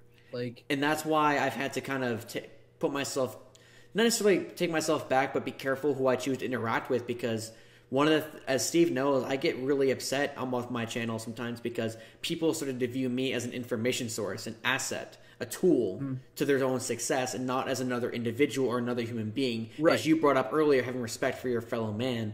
And that's why I've kind of not necessarily shut myself away at times, but I just don't interact with people as much as I try to, because I don't like being seen as an asset for your success. I'm a human being.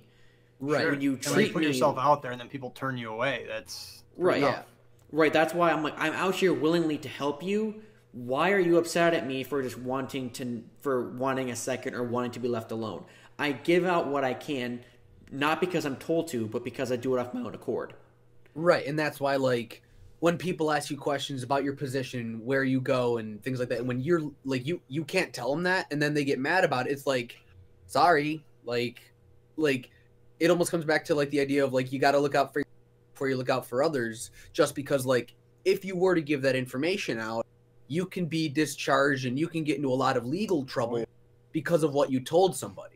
I wouldn't necessarily get discharged, but I'd be creating, let's just say I would cause a big problem, an unnecessary huge problem for myself. Right, right. Yeah. But this reminds me of something I bring up a lot with are talking about how much the U.S. should help other nations and things. The idea is you need to help yourself and those around you before you can help your neighbors. You know what I mean? Right. You can't. If you and your so if your family's under attack and your neighbors across the street are under attack, who are you going to help first? Your Exactly. family, and then once your family is safe and taken care of, then you can go and help your neighbor. You want to help the world, but you got to look out for yourself too. Right. It's unfortunate in some cases where like, because everybody like I really believe that everybody's got a little bit of that like I want to save the world kind of mentality in them, but not everybody can do everything. Yeah. Like nobody can do everything. Nobody's like some higher deity that has this like omniscient power that they could just solve problems like that. We're not like, all Gandhi. We're not all Thanos fucking deleting. Sorry, language. Deleting half the world with a snap of a finger. Like, it's not how that works. The memes that came from that were 10 out of 10, man. I love the Thanos memes. Now the ones with Ant-Man are pretty good too. Yeah. Crawling inside Thanos. The Thanos car, Thanos shoe. Yep. I think that the directors or somebody from the actual production responded to that and said Ant-Man will not be crawling into Thanos. Expanding. Yeah. Because people were actually thinking that it was a legitimate thing that was going to happen. Yeah, like that. It's funny, but there's no way that would happen. It would have been. Like I would like to take where they do like a little blooper reel of it happening. That would be great. Yeah. Or like an after credit. I feel like once that movie comes out, they're gonna put it in the I know a YouTube channel like howitshouldhaveended.com. They'll definitely do something. They're gonna make something out of it, sure. And I hope to God they do because I want to see it. I think they will. Honestly, I think that they will. Sure. With the meme culture and stuff, it'll totally. That's one of the things I love is that now like meme culture and like that whole thing. It's funny because you really do see it. It's funny to see that like things that just start out as these little like niche jokes. Yeah, they just turn into these like crazy things. Right, like it's even so like funny. Like President Obama, like when he gave a State of the Union and he did like the whole mic drop thing, like that was just a joke on the internet for a while, and suddenly the president of the U.S. was doing it. Like, or when he took the Thanks Obama thing and did it on himself, where he was trying to put a big cookie in a small cookie, a small milk jar, and he was like, "Thanks Obama." Yeah, like. It's a silly example, but it's kind of cool to attest to the idea of even if you're a small person, you can still make a difference. That's one of the incredible things today is with the connectivity we have, it can be used for a lot of bad, but if we choose to, we can also use it for a lot of good. Like we can really reach out to people we'd never have a chance in hell of ever making any kind of effect on, and suddenly they're a phone call away or a video chat or a podcast away. Yeah. People that we never otherwise would have interacted with. It's incredible. I've met some of my best friends from the internet. Like I will wholeheartedly stand by the fact that some of the best people that I've ever met, I never would have met had it not been for the internet and other things like that. Oh, yeah. Now, also, a lot of my mindset and things like that have also been ruined because of the internet. But you win and you lose. Yeah. But I probably wouldn't even like in high school. I had some really bad, heavy things weighing on me, and if it were the people online like that I met through PlayStation and things, they helped get me through that. And I honestly can't say if I'd be standing here today if it weren't for some of the people I met online. Same here. Right. Yeah. 100%. I mean, and that's not an exaggeration. Yeah. No, I totally understand it because I was in a similar position, and that's why when my parents didn't really understand like how close I was with these people. Like, you don't really know them. I'm like, but you can't even say that. You don't know. Right. Like, you haven't seen through my eyes. You haven't lived through my mind. Right. They say what they want to say, and that's it. Like, I can understand how it's off-putting because when you're a kid, you're told never to talk to strangers, do this, do that. But I mean, in this current year, I'm pretty sure everyone talks to strangers at this point. I think this is something that, as a society, we just do now. I mean, think about it. This podcast call a stranger for a ride. Yeah, like which years ago, everyone would have been like, Uber. Oh my God, that sounds like a vehicle for pedophiles. Car? Yeah, exactly. Like what if they're a pedophile? What if they're going to try to hurt you? Like, but now it's like I want to ride home while I'm drunk, easily to be able to take advantage of. Let me just call a guy I don't know for a ride. Yeah, like, and the only thing that you have to believe is that they've got a little sticker on their window that says I'm an Uber driver, or they've got that little light up bar in their window that says Lyft. Like, the Lyft one's cooler. Oh yeah, but like if they didn't have that, like, I mean, you probably wouldn't get into a car with anybody, but because you see this this brand. It like brings like a sense of security where you're like, I'm not going to get screwed over because I have to get in the car with this person. Plus, this company's going to lose a lot of money if something happens to me. Yeah, exactly. And that's in a capitalist society, that's the things you got to look at. How much damage will this do to the driving company if something happens to me? They're probably not going to mess up that bad. Right. Yeah, I mean, god dang. We went all over the place with this one. It was I fun. really enjoyed it. This is fantastic. Yeah, yeah. I mean, it's 1:30 here, so I don't know how much longer we want to keep going. I think it's time to call it. Yeah. All right. Thank you to everybody who followed me on Twitter. Appreciate it, guys. I make sure I will too. Text me the @name again. I can do that, Matt. All right. But we want to thank you guys for coming out here. This is another great podcast. I really enjoyed this one. We will see you guys it was next. awesome. Thank you guys so much for having me. Of course, man. We really enjoyed it. I thought you were great. Really want to thank you guys for coming out here, and we will see you guys next week on Saturday, same time, same place. Have a good one, guys.